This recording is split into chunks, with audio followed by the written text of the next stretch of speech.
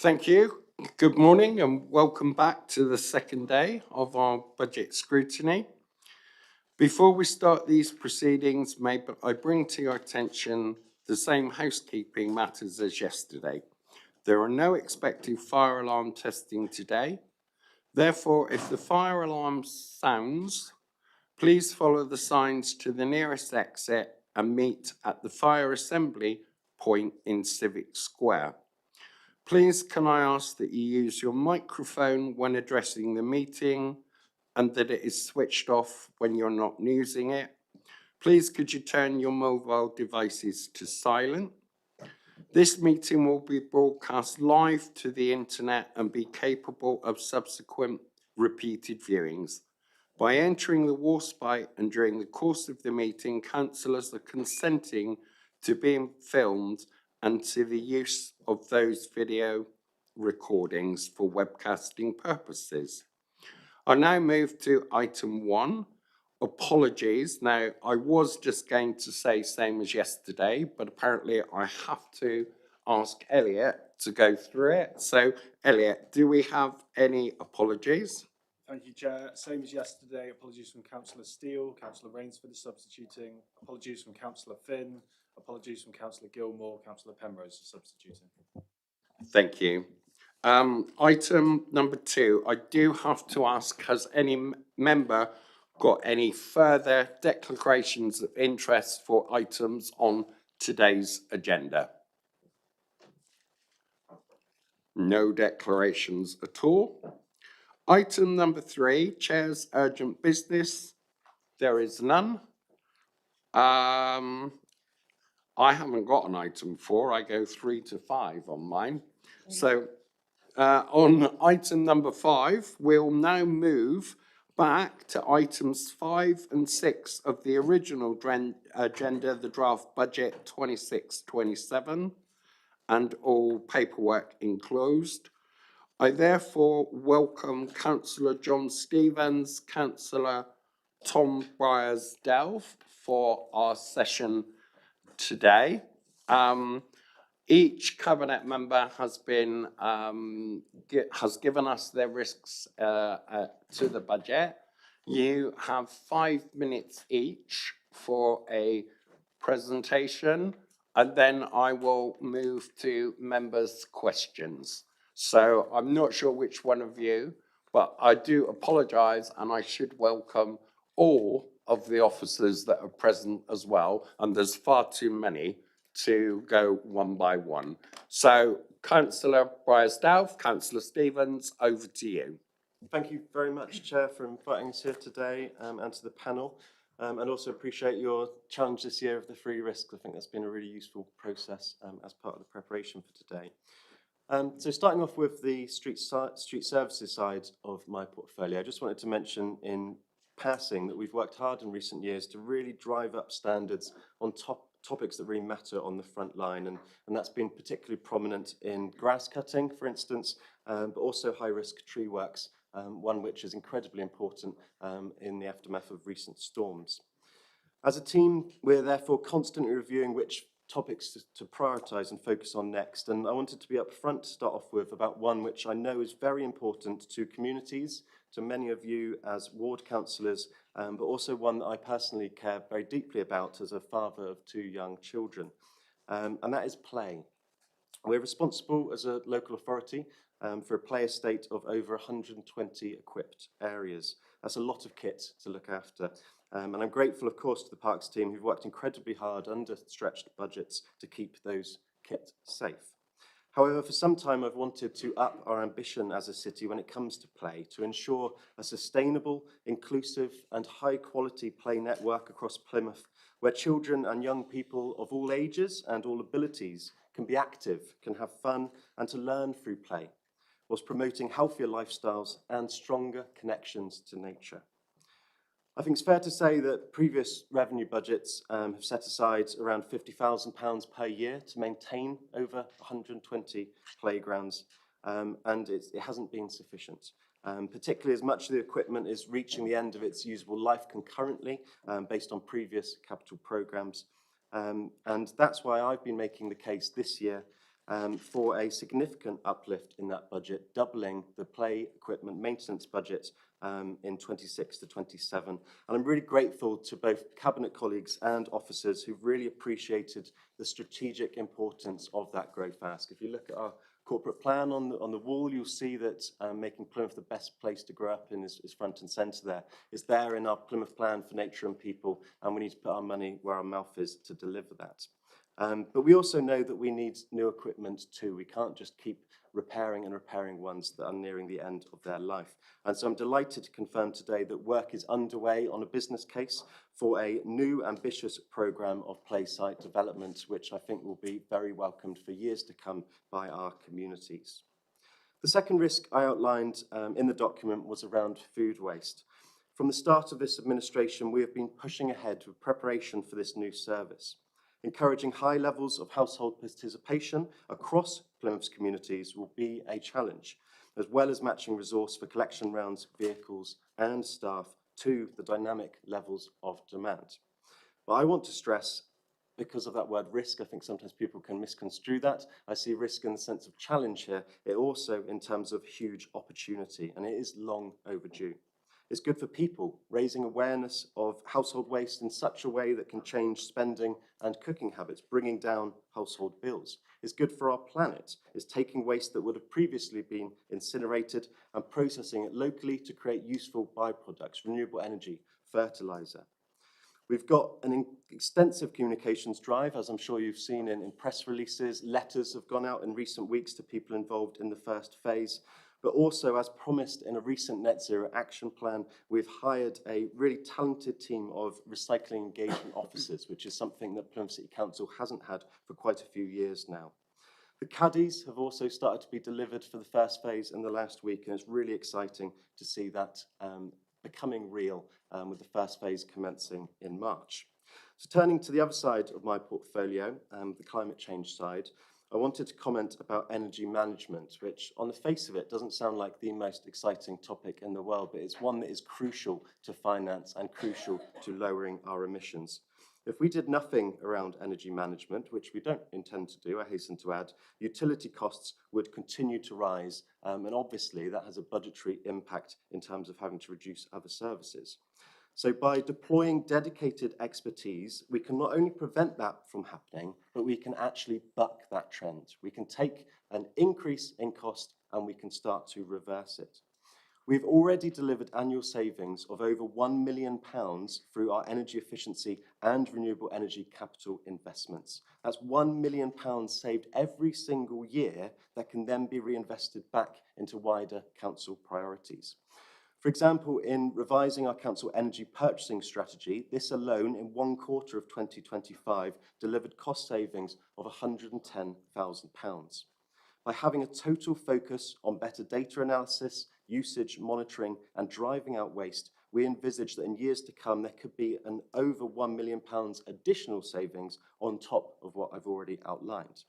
That's why we are creating a dedicated energy and infrastructure planning team to make root and branch changes to how we manage all of our energy use, but also water as well. Chair, I hope that provides a helpful introduction to some of our work, and I'm happy to answer any questions that members have. Thank you, Councillor Drysdale, and you were in time, so congratulations. Councillor Stevens. Thank you, Chair, and I hope I'm as punctual as well in the 20 minutes you've afforded me. Good morning, everyone. Thank you for calling us here to outline the work we achieve. That's important as a council, but also those challenges that we face. And before I make some comments about our three challenges, let me briefly set the scene around what we've delivered in the last year. I'm pleased to report in the last 12 months, we've once again had a very successful year in planning for and delivering improvements to Plymouth's roads and to our bus and cycling networks. We continue to provide the necessary transport infrastructure that supports Plymouth's ambitious growth agenda. We've received from government a 4-year local transport consolidated funding settlement of just over £61 million, and the longer term financing, as has been shared with you over the past 24 hours, is really beneficial to the city and planning forward. Our strategic transport programme now stands at over £520 million. it is important for members to know that 82 pence in every pound spent on these major infrastructure projects comes from non-city external sources. Phase 1 of the £45 million Woolwell to the George Transport Improvement Scheme has just been completed, and we have awarded the contract for Phase 2, which will be completed in summer 27. The £7.6 million Royal Parade Passenger Improvement Scheme is on time and due to be completed in the next few weeks. And we're really grateful for the team that have done that during pretty inclement weather in the winter as well. We continue the detailed design on the £156.5 million managed and interchange scheme, having had a very positive response to the public consultation we undertook and responded to last year. And we have also been doing a lot of work in preparation for a major consultation about to start shortly regarding our Marsh Mills to Camel's Head major road network scheme. The scheme, costing nearly £50 million, will provide improved connections between the A38 and the major employment areas, as well as alleviating flooding concerns. Turning to our sustainable transport schemes, £32 million has been invested in 50 electric buses, of all of which are now in service across Plymouth, more routes than originally planned, and as well in Cornwall. The leaders just approved the business case for our £6+ million Colesdown Hill Strategic Cycle Network scheme, which is scheduled for completion in July 27 and will enhance the Eastern Corridor sustainable travel network. And during the last year, we completed new crossings at Cothill, Mill Bridge and the park, alongside two new shelters and an enhanced number 19 bus service to the crematorium. In December, a new £854,000 contract for the replacement of our aging real-time passenger information system was awarded and will become active across the city centre and our key routes in April this year. Plymouth is still leading the way in delivering cycle training for school children, and that's official. We have to have the infrastructure there to make it attractive for people to cycle. We've once again been placed in the top 10 nationally for the number of years 6 pupils taking part in the Bikeability programme. And we have further delivered Safer School Streets projects at Stewart Road in Stoke, St Paul's in St Budo, Compton in Compton, and have plans for this year at Tor Bridge Primary School for that to become permanent, and the trial at Glen Park in Chadwellwood is due to start on March the 2nd. So schools across the city are having opportunities to take part in Safer School Streets. And we continue to receive funding from Active Travel England for our social prescribing programme that has helped nearly 1,000 participants. We also retained a nationally assessed level 2 capability rating for active travel. So our long-term plan for buses also remains ambitious. Our bus improvement plan sets out the total investment of £311.4 million. We were pleased the Government Minister for Buses launched the bus grant scheme nationally in Plymouth. I'm pleased to report that we have just received strong support from government for our grant for further improvements in services and infrastructure. So turning to the top 3 challenges, I would comment as follows. In relation to concessionary fares, this is demand-led service, just like adult social care or children's. The good news is that bus passenger numbers have been growing steadily, but this is now putting on a strain on the budget. So we carefully monitor bus patronage and are working closely with the bus operators to review options. But ultimately, there's very little we can do rather than to right-size the budget to reflect the statutory requirement to pay for the free travel people are eligible for. And that actually encourages de-isolation of older people and those with disabilities as well, and enables them to have access to the services that other people often have. With regard to the next Plymouth plan, this not only has to respond to the government's recent planning reforms, but address a key number of issues for the city going forward. These include planning for the defence deal and expanded role of the dockyard, the opportunities arising from the designation of Plymouth as a national centre for marine autonomy, the proposals for the city centre, the need for new housing, especially affordable housing, and the infrastructure to support all of this. But its very nature, the local plan touches every aspect of city life. So we're committed to engaging with local communities and local councillors so that the plan can help address the social, economic and environmental challenges we face as a city. And in closing, turning to the challenges facing our largest asset in the city, the highway network. Plymouth's highways network is a critical asset underpinning the economic growth of the city, public safety and the city's regeneration ambitions. However, the network is ageing, and ever-increasing pressure with rising demand with proliferation of extreme weather events and constrained budgets. So it's important to strike a sustainable investment model which prioritises preventative maintenance as opposed to reactive. With nearly 900 kilometres of roads, nearly 1,200 kilometres of footway and 80 kilometres of cycleway to maintain. Striking the right balance is difficult, and especially along a diverse range of bridges, gullies, culverts, linear drainage, footbridges, subways, streetlights, illuminated signs, pedestrian crossings and cameras, and 13 safe space held points. There's a lot to maintain and promote. The team are currently developing a multi-year asset management plan that schedules regular inspections, routine maintenance and timely interventions before failures occur. Using data-driven asset condition monitoring technologies with informed allocation of resources to planned resurfacing, drainage improvements and structural repairs to extend asset life and reduce emergency interventions. Chair, I hope that provides you with a brief overview of our work during the year and our approach to our top 3 future challenges. Thank you. Thank you, Councillor Stevens. Not quite as good as Councillor Byersdale Never mind. in timekeeping, but thank you. That was really interesting. I'm now going to open to questions that my Vice Chair is going to tell me, and she's actually asked to go first. So, Councillor Murphy. My question's to Tom. I can see that one of your challenges is it's going to be play, and that's great. It's going to be a financial priority for you. What will communities see on the ground, and is there sufficient capacity to maintain your equipment? Thank you. Yeah, this is one of the changes that I'm most excited about for the year ahead, and I think it's a really valid question. Sometimes we talk about headline figures and strategies and policies in these meetings, and it's really important to actually think about how will residents on the ground experience this within their communities.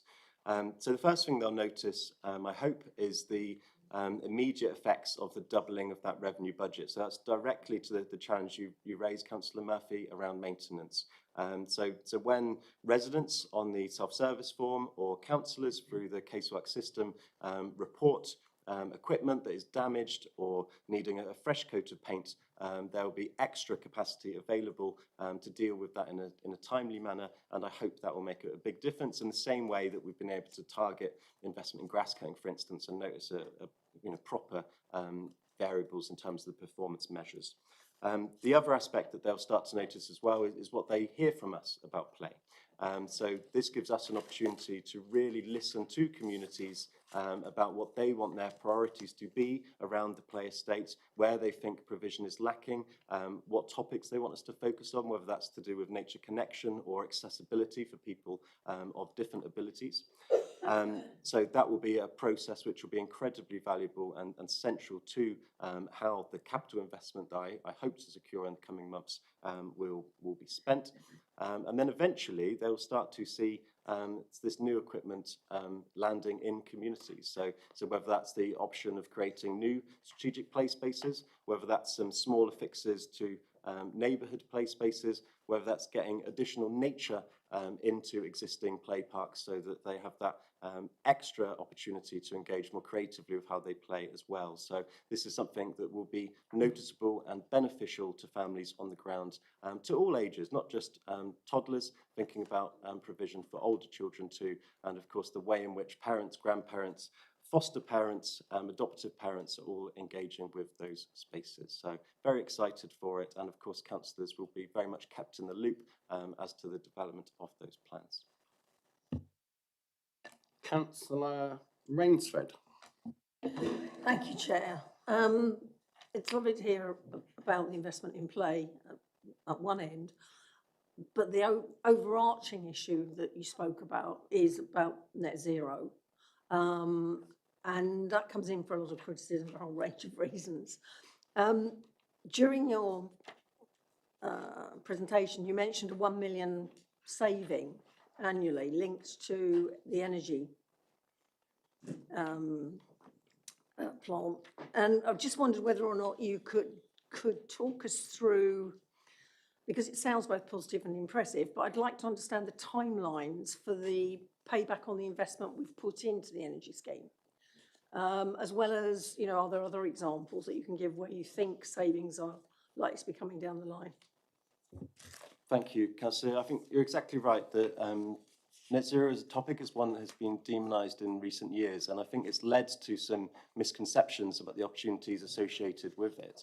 And I can understand that change is difficult in terms of perception, but there are huge financial as well as environmental opportunities that come with it. And so thinking about the investment that the council has made in recent years, we are now reaping some of the benefits from that. So the £1 million figure I gave, about half of that is made up of energy efficiency improvements within street infrastructure.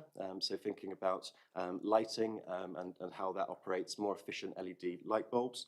The other half of that is to do with primarily renewable energy investment. So over £500,000 a year saved because of renewable energy investments.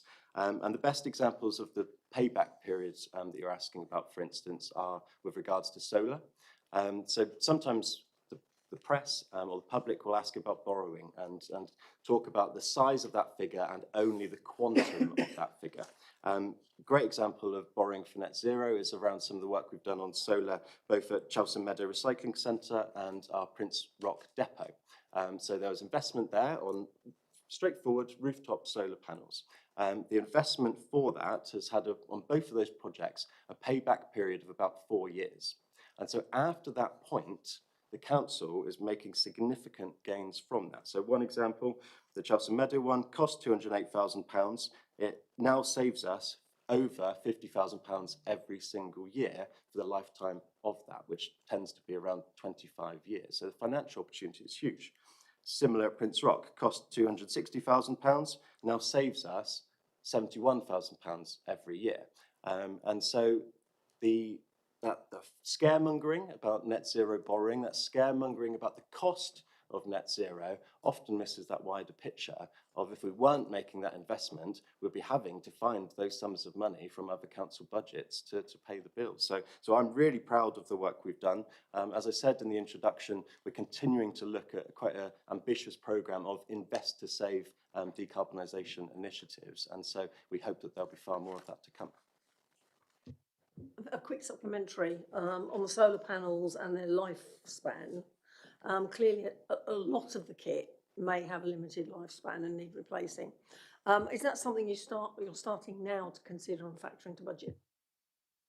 Yes, so for every renewable energy project, there's a budget line for maintenance. It tends to be relatively small, and the figures that I've just quoted are the net benefits of taking maintenance into account. But no, you're exactly right that is a factor, but luckily the savings on those kind of projects far outweighs the maintenance cost. Councillor Poyser.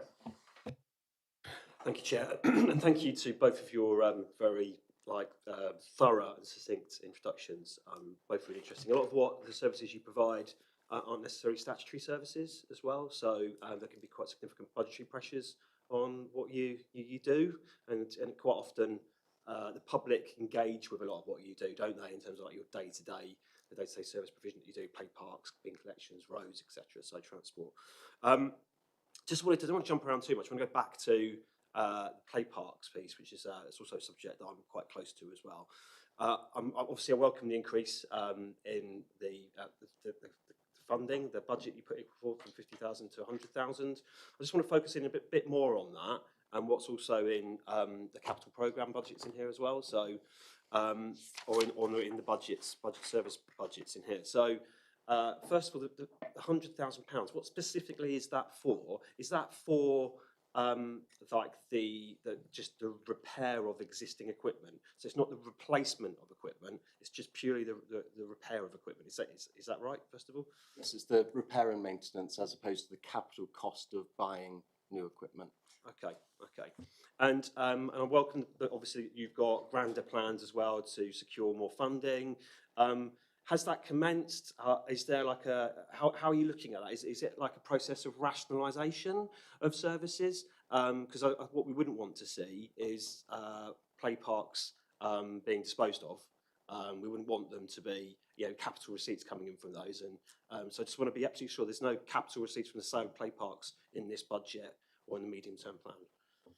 So the stage it's at the moment is a project mandate, and so we've taken to CPOG an overall vision for improving and enhancing our play park provision, focused around the addition of new play parks, but also the repairs of existing ones where that's necessary based on different ratings, and that will be our priority for that. That's the initial phase. The next phase is preparing a full business case, which we're expecting to be completed in the next couple of months.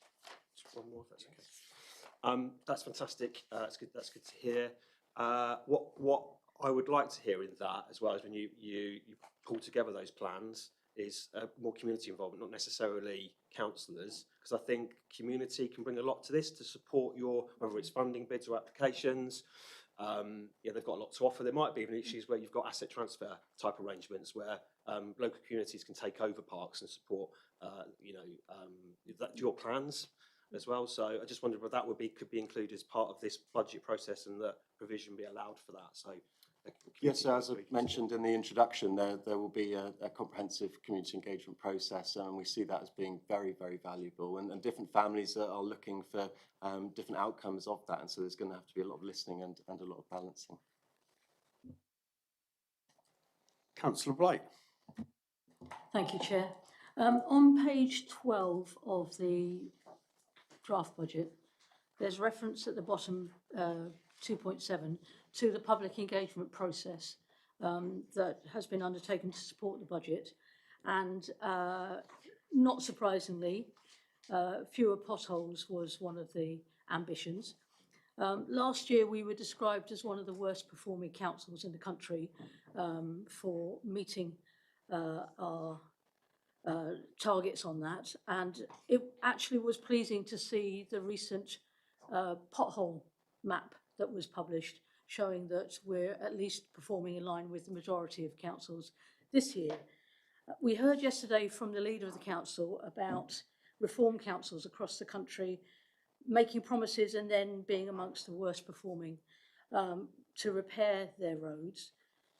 How can you reassure us that maintaining our highways is value for money in the longer term, given the particular strategy that we use? Thank you, Councillor Blight. And that is a critical question because, like Councillor Poyser mentioned, the portfolios both Tom and I hold are the ones that affect the public because they see them and experience them every day. And they're the ones that people often comment more upon. Highways maintenance is a challenge, and it's an increasing challenge simply because we have an ageing asset, as most locations do in the country, to maintain. We don't want to be in a situation where we're just repairing continually. The Highways Department, and I'll ask them to come in shortly, do network with other local authorities or organisations to seek good practice and innovative practice. There's a culture in the department that is, we can't just carry on what we're doing, and they haven't done that for a long time. We have to do things differently. There's a commitment to 75%, 25%, 75% preventative, 25% reactive. So there is a commitment to actually getting value for money because money isn't enough to maintain our highways asset, as it wouldn't be in any other authority, I guess. So using money wisely is really important. We also have to consider not just the nature of the repair work, but also the disruption it could cause traffic flow in areas. So maximising and optimising times to do a wider area of roadworks, often in conjunction with other schemes, is a helpful way of doing it. We also have to look at the assets around the city that have different needs. So we have to prioritise based on data and evidence which roads need repairing, which footpaths need repairing, etc., and cycleways, and prioritise those. The 4-year budget settlement helps that to actually plan ahead in what needs to be done in this first year, second year, and third year. And whilst the planning of works to be done has always been developed, it'll enable us now to actually feel a bit more confident knowing what money comes in. So it's critical that whatever funding we have is used well for the residents in the city and for the benefit of our highways. And I'm happy to bring in Phil Bellamy as head of highways if you're happy to give further information on how that value for money in the maintenance of our highways is being forged ahead. Thank you, Phil. Okay, thank you for the introduction, Chair. I'd like to come in first of all, the actual press release on the report of worst performing authority. That was challenged at the time, and we actually reviewed the information that the reporter actually gleaned at the time, and that was refuted. So that was quite an important aspect of our performance, because we take the performance of highways very seriously, and we recognise the disruption that poor surfacing can offer and the effects on the economy within the authority. So that was refuted. The grading we just recently have awarded from DFT gives us an amber rating, which is broken down into 3 elements: the condition of the network, and we're above average on the classified network, and that's the A, B, and the C classifications. I take on board the fact that the unclassified has its challenges, but we do focus a lot of the works that we carry out on the major classification, because that's a major contribution to the economy and the higher usage of that network. It was indicated that our multi-year settlement from DFT also brings opportunities but challenges, because although we are now able to actually form a concerted strategy moving forward to effectively treat our network and not look at just the emerging defects within the network, but the ones that we recognise will have an effect. So we're working hard to actually look at potholes per se, but also emerging potholes. And with this funding, we're able to actually turn our attention to preventative treatments, so it actually prevents the network falling into disrepair in the first place. And that is quite an innovative treatment, which we intend to bring into the next 4 years. But also on top of that, we recognise the congestion and the disruption that uncoordinated and emergency responses give to the public as well. And we are working in partnership with not just our neighbouring authorities, which we have a group which is called the South West Highways Alliance, where we actually benchmark our performance. But we also look at a wide-ranging impact by using innovative treatments, using bodies across the country, of which we're one of 100% of authorities' membership with LCRIG, which brings in emerging technologies, as well as actually monitoring the performance of the actual authority. And we're very proud that we're actually one of the founding members of LCRIG. We've also worked with LGTAG, which is a body which is closely affiliated with DFT. And within that body, we have a yearly reporting process to put back to DFT, who actually monitor our performance. And so it's a very tight organisation, and that's a forming reporting body. I'm going to intervene because what you're saying, Mr. Bellamy, is great, but actually we can't have 20 minutes presentation from every officer, else I won't get through any of the questions that other members want to ask. So I'm going to give you a couple of minutes to sum up, and then I'm going to move on, if that's all right. I'll come back to Councillor Blight. Apologies, Chair.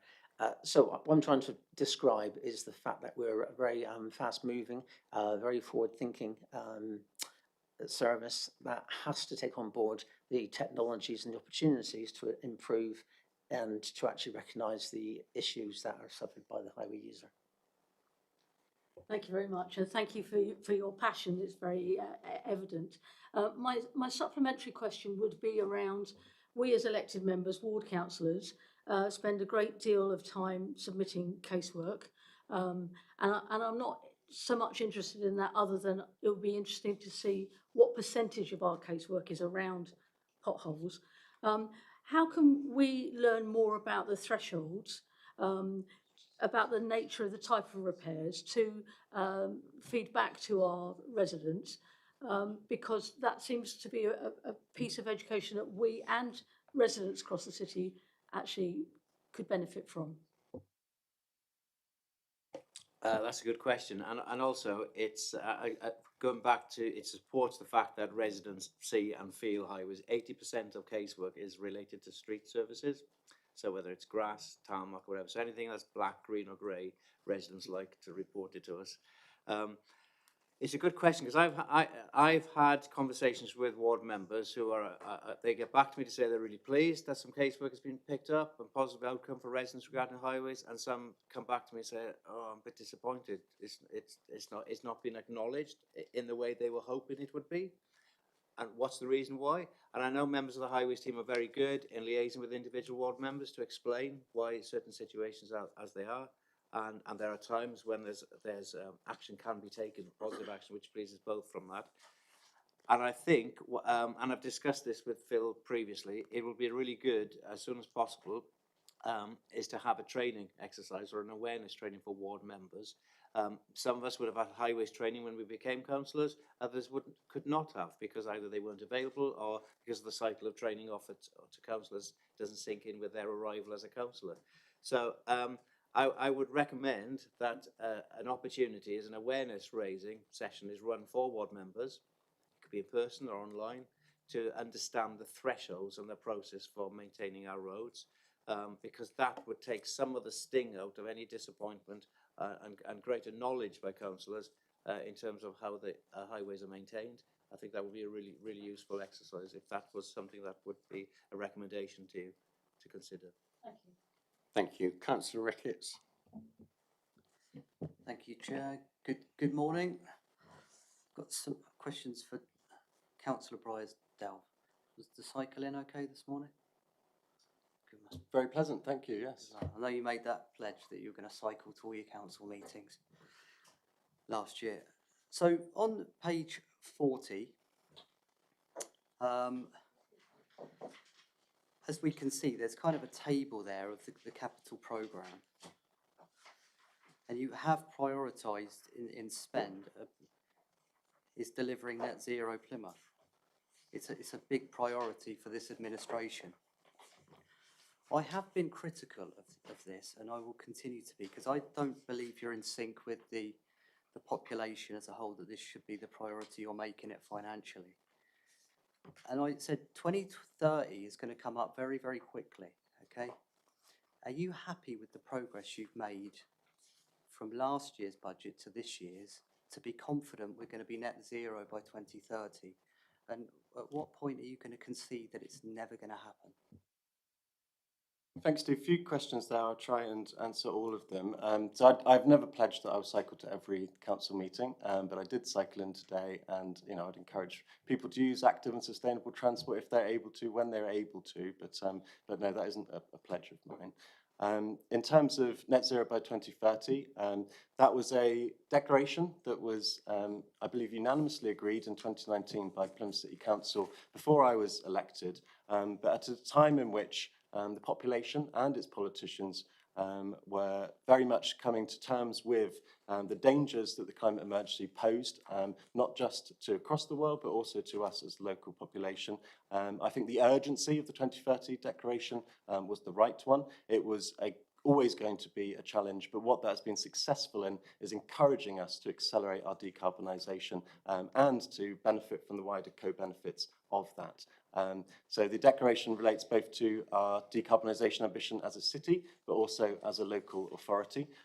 As a local authority, we are far more informed now about which areas need to be priorities in terms of our decarbonisation. I mentioned examples earlier about the success of the decarbonisation of our corporate estate, for instance, and there are other works we're doing on other parts of that, like fleet decarbonisation. The bit around 2030 as a city is an incredibly hard ambition to have, and it's fair to say that we are only responsible as a local authority for about 2% of those overall emissions. But what I take very seriously is our influencing role as a local authority, to show that leadership, to influence major businesses and organisations, but also through the wonderful Climate Connections team to be doing grassroots behaviour change work, helping people to lead more environmentally friendly, but also healthier lives that people can benefit from. You said or stated that people do not look favourably at net zero as if that was the overwhelming majority of people. That is certainly not the evidence when it comes to polling, either on climate or nature issues. The polling on individualised questions around that show that the public do want us to be ambitious about that, and I continue to take both of those topics very seriously. Thank you. I know I think we all have the aspiration for clean air and to be at a particularly low point with that subject, but I don't think you're in sync that it should be by 2030. And I've said I won't vote for anything that's going to make my residents cold and poor, and that's exactly what it would be if we ever got anywhere close to getting to those levels. I'd like to interject on the coal point, if I may, Chair, because one of the biggest investments that we've been focusing on is around looking at retrofitting of homes. That's specifically about making homes healthier and cosier and reducing energy bills. So it won't make them poorer and colder, it will make them wealthier and warmer. I've got a question, Tom. Energy bills are going up and up and up. On page 50, we look at the capital programme there. There's a big item there, which is actually it's sorry, 51, yeah. It's the Chelsen Meadow solar farm. It was going to come to my scrutiny panel, but it's all, I don't know what's happened. Can you explain why there's still £12 million allocated to that programme? Thank you. Yes, very happy to. So as part of the Net Zero Action Plan, we have a commitment to a major community solar farm at Chelsen Meadow. So that's on a patch of site that was previously landfill, which is now grassed over, but because of that being underneath it, there are very few usages which would be appropriate. And so what better use than solar? When that investment happens, that will mean that the majority of Plymouth City Council's energy will come directly from a renewable source, and so it's a hugely important investment. The thing you said earlier about the pace of net zero investment and making sure it's practicable is exactly what we're trying to do with Chelsen Meadow Solar at the moment. So there are two reasons why we're making sure we do this properly. One is around finance. It's a major project that will cost a significant amount of money. And so what we've been doing over the last year is looking at the financial due diligence around that. And through that process, we've been able to make it several £million more affordable, whilst actually increasing the solar provision of that particular project. So that's been one aspect of it. The other aspect of it is that I've been directly involved, as have the team who I work closely with on this, in lobbying government around the new opportunities that are coming forward. So I'm really pleased that the government has announced Great British Energy, an opportunity to make sure that localised energy, particularly in the community energy sector, is supported. And so I've been up to Westminster myself, talking to ministers about how Chelsen Meadow could be a great project for national grant funding on that. They have announced that money is coming forward on that, and as opposed to going full steam ahead with a 100% public borrowing project, we're in talks with the government to look at whether national grant could help make that even more affordable for ratepayers. That's good. So you're not evading scrutiny then from this subject?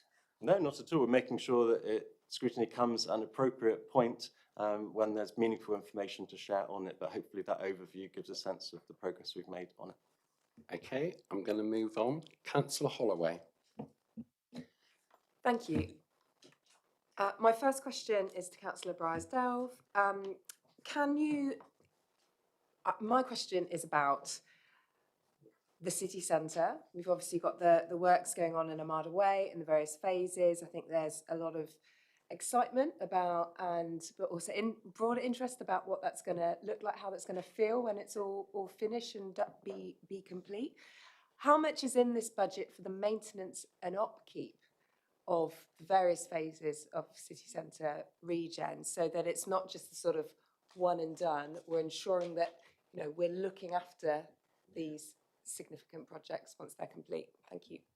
Thank you. No, I think that's a really valid question, and it's fair to say that when we're looking through the feedback on the new administration's version of Armada Way in particular, that there was a healthy dose of scepticism around, a significant injection of investment, but would PCC actually look after the kit that was being put in there? And it's actually a similar argument that I was making around play earlier, making sure that we look after to what is there. So the team have been looking at how much it will cost to make sure we can better look after those major schemes that are being put in there. There is a growth ask in this budget of £79,000, which will be prioritising city centre cleansing. And we've also had recent capital investment on top of that for another mechanised sweeper, which will allow us to have much better 7-day-a-week coverage of looking after the city centre well, on top of all the things that we do in the city centre, like daily emptying of public bins and all of that kind of stuff too. But that £79,000 will be essential for the improving of standards in the city centre. And on top of that, there is a wider 5-year maintenance plan for Armada Way, for instance, making sure that we know exactly how we're going to look after those major schemes to continue to draw people into the city who are going to spend money in our city centre, but also those residents that will be moving there as part of the 10,000 homes as well. Thank you. Would it be possible, I'm not suggesting we go into it here in the interest of time, it would be really good to have maybe from officers just an overview. You mentioned the 79,000 figure, you alluded to some other, right, what that level of servicing looks like for what is in the budget, just so when we make our recommendations, because we know it's an area of public interest, that would be very helpful.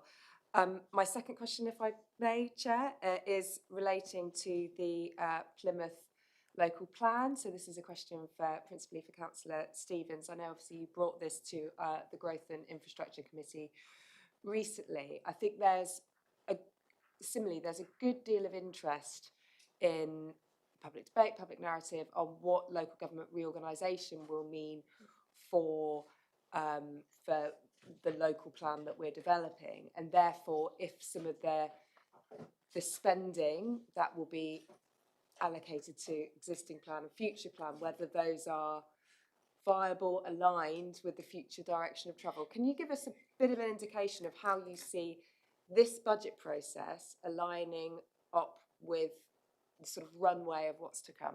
Thank you. Thank you, Councillor Holloway. That's a good question, because it's one of many challenges and exciting things that are happening right now. So if we have the Plymouth plan as planned, as opposed to the joint local plan as we've discussed previously going forward, working within our own boundaries gives us that security of knowing our city. Critically, we'll have engagement with local communities and ward members. We've already started that, and I know I did, and officers have found that was an incredibly useful exercise to engage with local communities, or local members initially, about what they see would be important for them, not just within the area they represent, but across their city as well. So it branches not just within their ward boundaries. But equally, we have this prospect, we'll find out soon, of what happens to the Plymouth plan if the Plymouth boundaries are expanded, as we've voted for that intention. So we understand that the government's statutory consultation on LGR will be next month.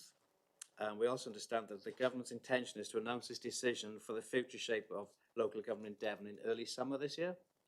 So we're likely to know whether or not the government supports the city's proposed 4 unitary authorities in Devon, and that means taking in the 13 parishes around us. So if this proves to be the government's intention and the timetable is abided to, it's sufficiently early enough for us to enable the process of forming that plan in the initial stages by engaging with, by including the 13 parishes. Through the local government reorganisation process, we gained a lot of information about those parishes already, through residents, through working with cross-authority officers and so on. So from a budget perspective, a larger local plan would be more expensive, particularly in the cost of the public consultation and examination. But there will be some additional funding allocated, proportionate funding from, in our case, South Hams, which will be expected to cover any increased costs. So it ought to become as close to cost neutral as possible. But we can build on the information we already have and the partnership from LGR to form hopefully a new Plymouth plan, but a bigger area. Thank you. So just to clarify that, if we call it the new Plymouth plan, you do not anticipate as a result of this consultation announcements later in the year that there will be any shocks to the current budget that we're scrutinising today as a result of either the formation of the new plan, what's announced by government and LGR for your areas on strategic planning, you do not anticipate any in-year shocks as a result of those processes. They will come from, or they will come for future budgets where that will be rolled in. Is that correct? I sincerely hope so, and I've got the gentleman to my right here who will be able to answer that in detail as well, or the detail you require. So obviously, on the government's timescale set out in the white paper, the new construct of unitary authorities will come into place in April 2028. So clearly that will not impact on the current budget that you're considering.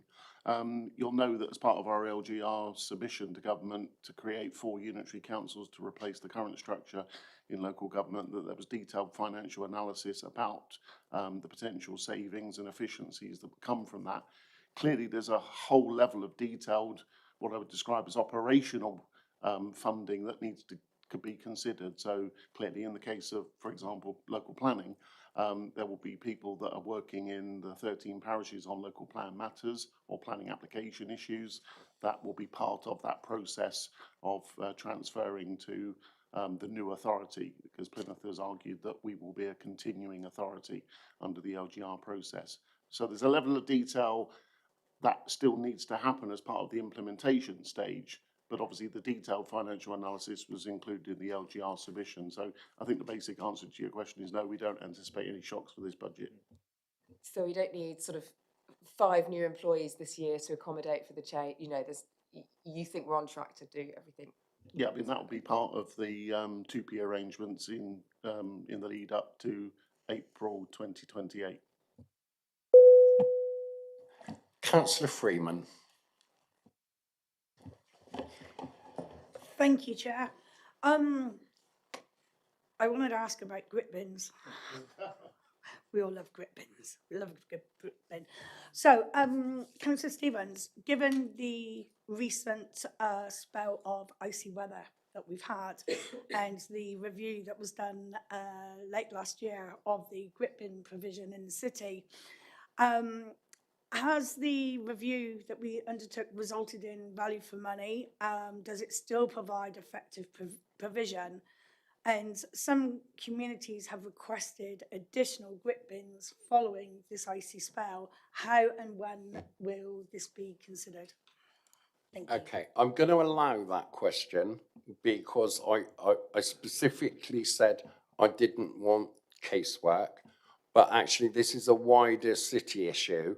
But could you do your answer, please, in respect of the budget that we're talking about, rather than individual hotspots? Thank you, Councillor Freeman. Yeah, strategically, the review took place because there hadn't been that depth of understanding about the location and the efficiency of the grit bins for quite a while. So the review that took place last year and was kindly considered by the Scrutiny, who implemented an additional step as well, took place. It was a chance to see actually, are grit bins in the right place? Are they providing value for money? Are they grit bins that are just leaking funds by being filled but not useful? So you're fully aware of that. During the recent icy weather as well, when we came off pretty lightly as a city compared to many parts of the city, there was a challenge. But what we have to recall is that from the end of November to January, there were 25 runs on the highways for gritting, primary and secondary routes. So whilst there was some noise across the city about grit bins during a couple of days, people perhaps failed to recognise that for up to 6 weeks, their roads overnight were gritted to keep the city moving, for just as road maintenance for economic benefit. So grit bins were referred to casework a lot globally across the city, but also what we will do, and we pledged we would do this, is after the end of the winter season, that we would review the efficiency of the gritting service this year. That's normal practice in highways, but also to identify from information that's been presented to highways by ward members, by the public, just to check that are the grit bins in the right place? They probably are, but actually is there a scope where additional grit bin coverage needs to be considered? on a strategic basis, bearing in mind, you know, one-off incidents, we do get one-off weather. The nice thing with this country is we've got variety of weather, but we will be looking at that, and elected members will be informed. Thank you. Councillor Allinson. Thank you, Chair. I've got a question about the capital programme. We've got, over the next 5 years, just over £2 million allocated for a district heating scheme. I recall the press release about a wider heat network coming. That doesn't seem like it would be anywhere near enough. So could you tell us what this scheme is for and what the future elements of that network will be and what the intention is in terms of funding that? Yes, that's a completely fair question. So the line you're referring to in there relates to the civic district heat network. So that is a small scale piece of investment that we've been working on for the last few years, connecting up public buildings around this very space that we are in now. So the £2 million in there is 100% externally funded. So that comes from SIL, it comes from Section 106, it comes from an application that we've made to the Green Heat Network Fund. And so that is about preparing the connection of those major public buildings to that as a district heating scheme. However, you're also right in the kind of wider question you said, that is it linked to that heat network? So that is the start of the first phase of one of the parts of the heat network. So the wider bit around the city centre will be the first phase of the kind of south and waterfront bit, and that will then spread out into the city centre over the coming years. In terms of your part of your question around, you know, the scale of that funding, so there's £2 million we've currently got in the capital programme allocated to civic district. Our wider fundraising will also be 100% external. Realistically, this is a project that could be over £400 million. The council is not in a position to be footing the entirety of that bill. We wouldn't be able to run many other services if we did. And so we're currently out to procurement for a development partner. There's been a huge amount of interest in that, but we're making sure that our values are at the heart of unlocking that wider green investment. But yeah, in terms of scale, over £400 million of investment is what we are visioning for the next generation of decarbonising heat in this city, and it's an incredibly exciting project that will bring hundreds of green jobs to the city as well. Councillor Penrose. Thank you, Chair. Thank you both very much. And we're so aware that, as you've said many times, what you both do and everybody is what people see. And as you mentioned, the grass cutting was a terrible issue for 2 years. And then you allocated 300,000 extra investment. And so this year, last year, was much quieter, far less exercising about grass cutting. So my question is, do you have any performance data on how that worked, how you can see the impact? And most important, are you able to continue with that uplift?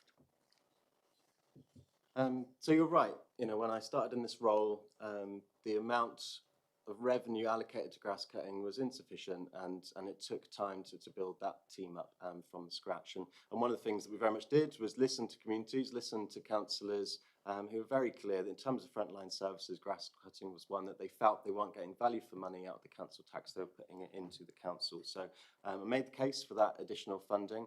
Actually, Andy Sharp, who was head of environmental operations at the time, did an amazing job looking at different interventions we could do to deliver the best value for money and the performance uplift there, from new technology that's better suited to longer grass, to making sure that we had adequate capacity on our frontline teams. And that was a major change. Took a bit of time to employ them, to train them up, but you're exactly right that last year there was a big shift. In terms of the numbers, grass cutting for my inbox, and maybe it's true to a lot of you who have grassy areas in your wards, you know, that's probably one of the #1 causes of resident complaints and councillor casework across the whole council.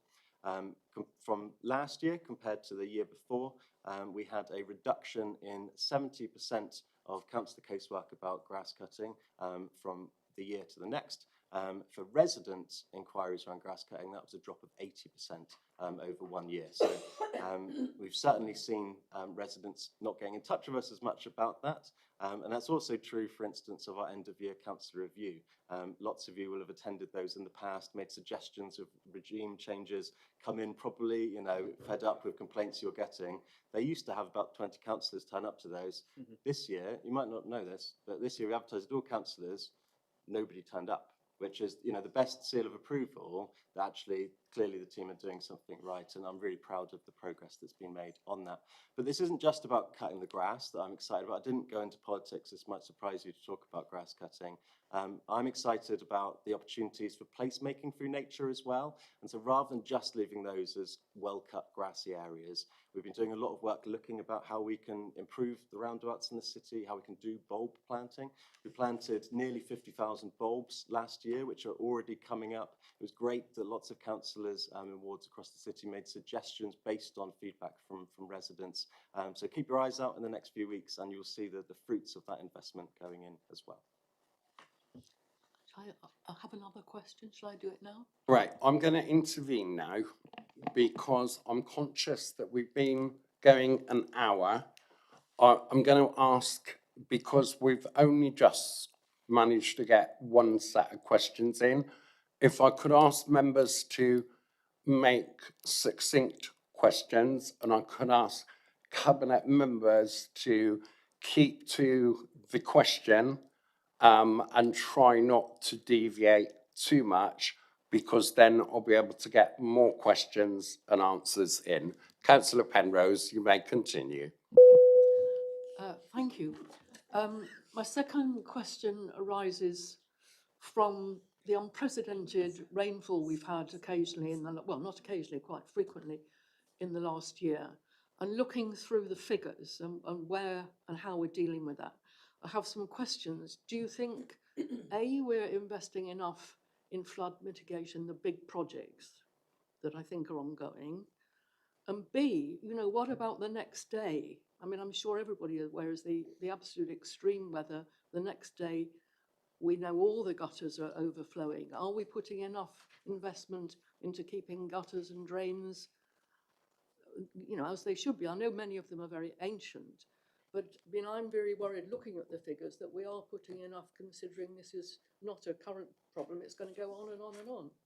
So it kind of sits between both of us. So in terms of scheme of delegation, flood risk management sits with John, and obviously highways and gullies sits with John. But in terms of the way in which major flood relief schemes are delivered on public land, most of those projects sit under me. So like you know, I was absolutely flabbergasted by the scale of weather we experienced in August. You said unprecedented. There was only one other day in recorded time in Plymouth's history where the amount of rainfall had exceeded that.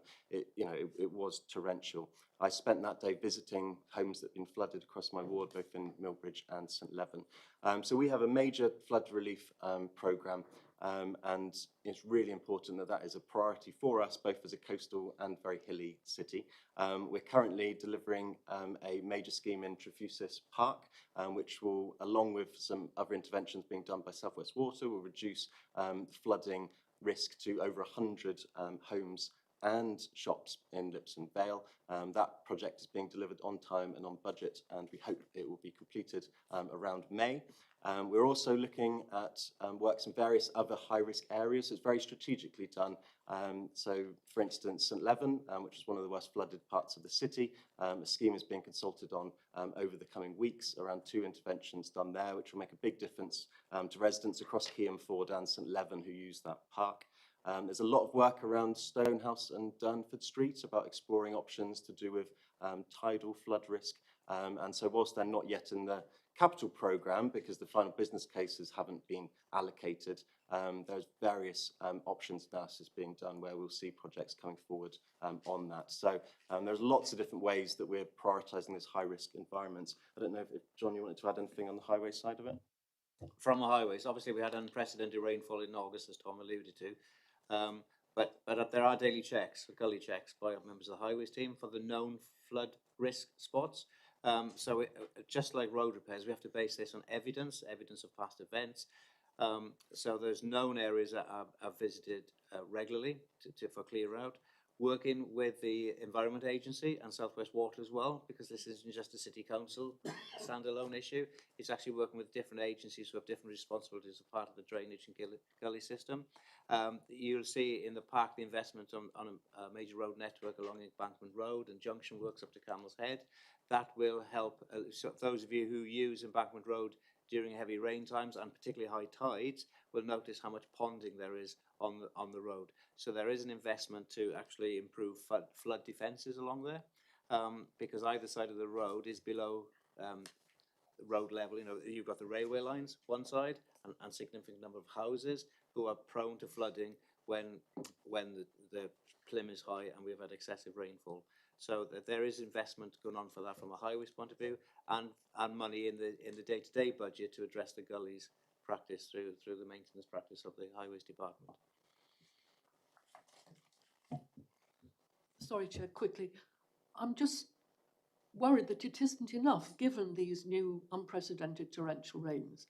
And, you know, I've got in my ward, but in many parts of the city, the drains are 200, 100 years old.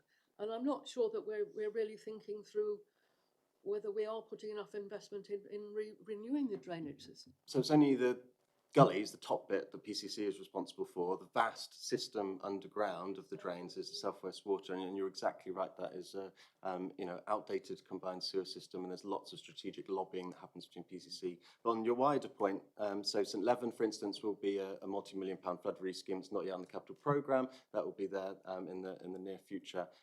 Armada Way is an example of a major flood relief scheme as well, but that wouldn't be allocated there in the capital programme under that. And so flood relief is something we're having to do across the council. It will be there in new housing estates, and you know, that's something that won't just be on that one budget line, but will come in lots of different areas. Thank you. I'm going to use my privilege now. You said something, I think it was Councillor Stevens, you said something in your speech about resizing the concessionary budget. That was cut permanently a couple of years ago by a previous administration. So are you going to do that? Continue a cut? No. Are you going to resize the budget? Now, I am trying to remember frantically. I think £800,000 was taken out of it. So it was nice to recognise that you continue to share the frustration of having that budget resized. So are you just looking at it, or are you planning to do it? It's not in this budget, so it's not. Yeah. So the concession fare delivers, as I mentioned earlier on, as you alluded to in the introduction, a mission to make Plymouth a fairer, greener city, and enable more people to access public transport. And the concessionary budget is obviously offered to those over a certain age and those with disabilities to enable them to travel. And that is critical that we have that. It's a policy that was introduced by the government. It's a costly one. It costs the city. And we've recognised it as a growth pressure, as more and more older people are using the buses and so on. We have to pay for that concessionary fare, but it's one that I believe needs to continue and needs to come. We need to pay that as a city, but there is ongoing work to see how that can be funded. So it's demand-led, as I said. It enables older people to get to their hospital appointments, to their shops, to their clubs, to their activities. And somebody said the other day that they were really pleased to get their pensioners bus pass, as they called it, because it enabled them to go out with their younger family. So whilst they get free travel, we are still getting the income from others who are travelling with them. But going forward, the council, to meet this demand, we're actually meeting that budget this year. Glenn might want to add something to that. If the existing budget looks as if it'll be exceeded, then in addition to looking at the opportunities for collaboration across other funding sources, we'll have to look at how the budget can be right-sized to fit the actual demand identified. So your answer is we are right-sizing the budget to make that work. Thank you. And I appreciate that because it's really important to a number of people. The other thing that I'm going to... Can I just come in as well? And it's a government-led initiative. It's not a Plymouth decision. We have to implement the government settlements. Thank you, Councillor Stevens. The second thing is really important to the public, is that we, under the previous, I don't know what they call it now, they used to call it the Bus Service Improvement Plan when I was around.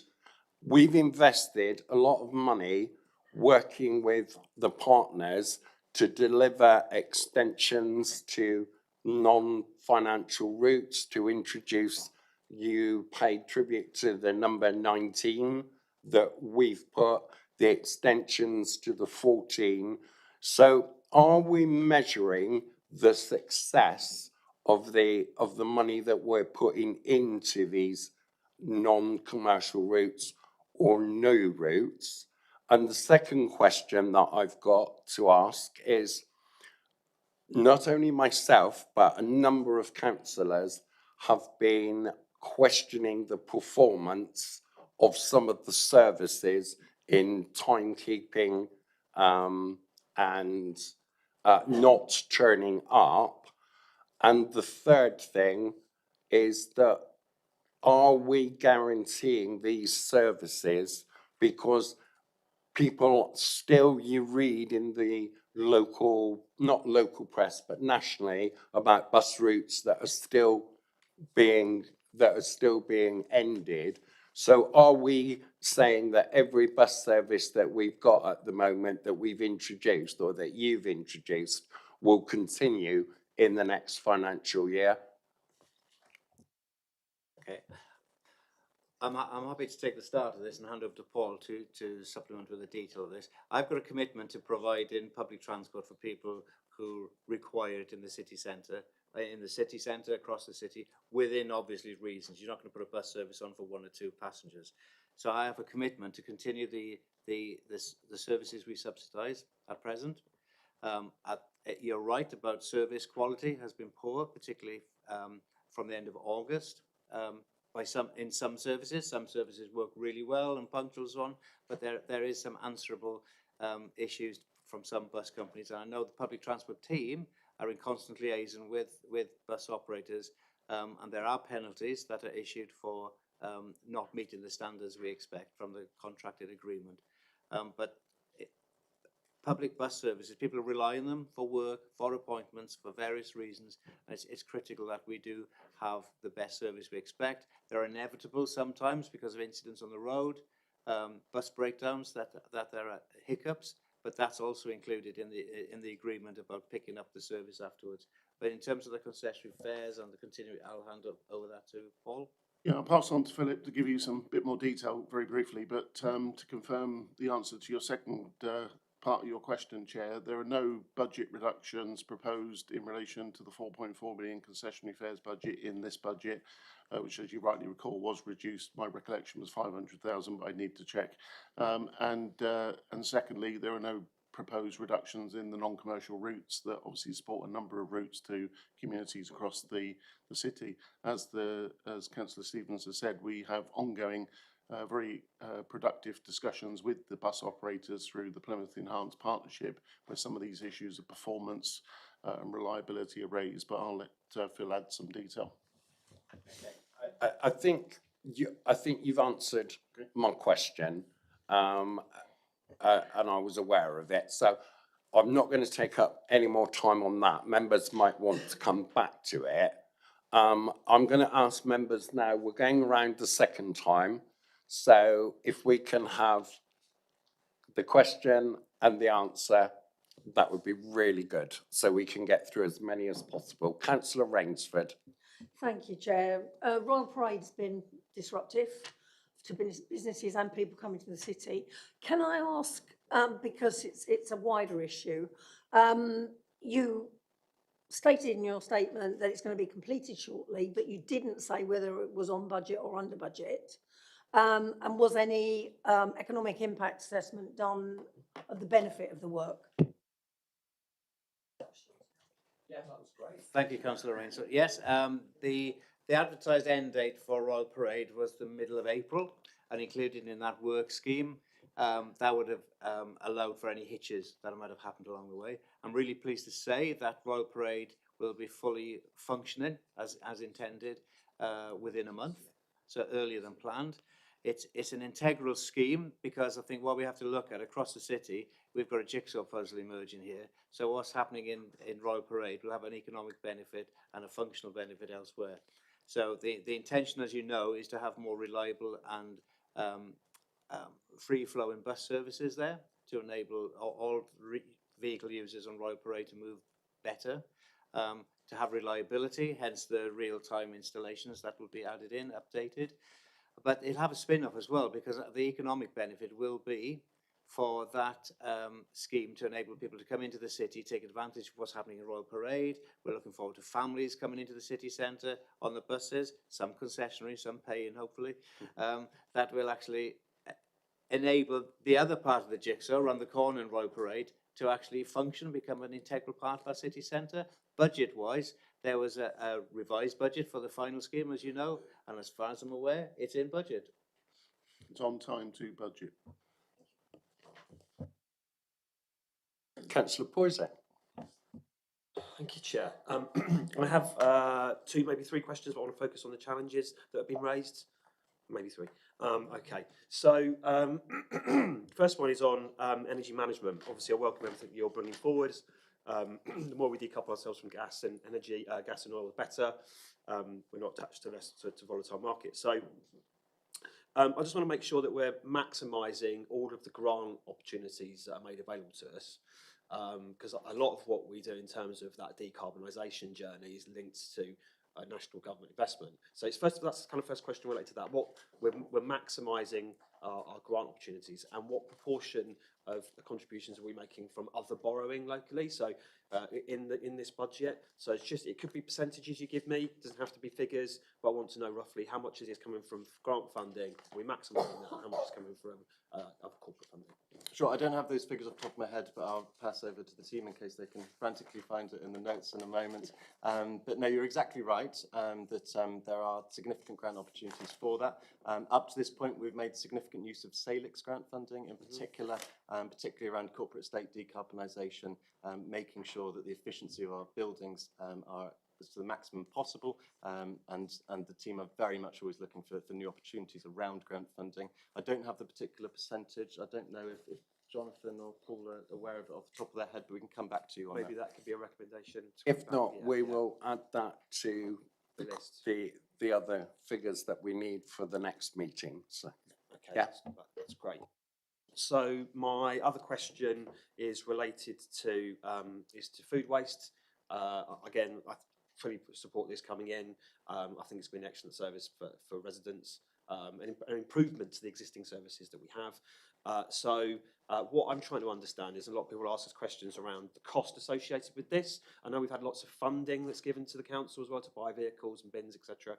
But looking at this purely on a cost per tonne basis, comparing the cost for collecting food waste versus the cost of collecting maybe residual waste, what are the benefits? Is there a tangible cost saving to collecting food through the food waste route? And I know you've pointed to AD being cheaper in here, Yes. but if we look at it as a whole cost system, collection, transfer, disposal, are our procurement mechanisms allowing us to get to that point where it actually is a lot cheaper to deliver food waste, and we can say that to our residents? I wish you'd asked the percentage point in this one, because I think I know it. So no, it's a really good question, and I'm sure Andy will help fill in some of the details. So there have been 3 phases of funding for food waste from national government, and whilst I was very much in that camp of saying years ago, way before I was a council, why isn't Plymouth doing food waste? In terms of the financials around it, we are in a good place now because we had done the preparation work, and so we hadn't yet delivered it, but that means we've been able to receive significant grant funding. So the funding's been separated into 3 tranches. The first one was the initial capital funding, essentially to purchase the vehicles and caddies. That was about £2 million. The second phase of funding, which is also national funding, was kind of transitional revenue funding for things like procurement, for the engagement, and that was about £500,000, and that's why we've been able to do such a comprehensive package of engagement. The third stage of the funding is the kind of new burdens revenue funding. That has been rolled into, you will have heard Mark Lowry and Tudor probably yesterday talk about how various different grants have been rolled into an overall package to simplify it. So that has come in there.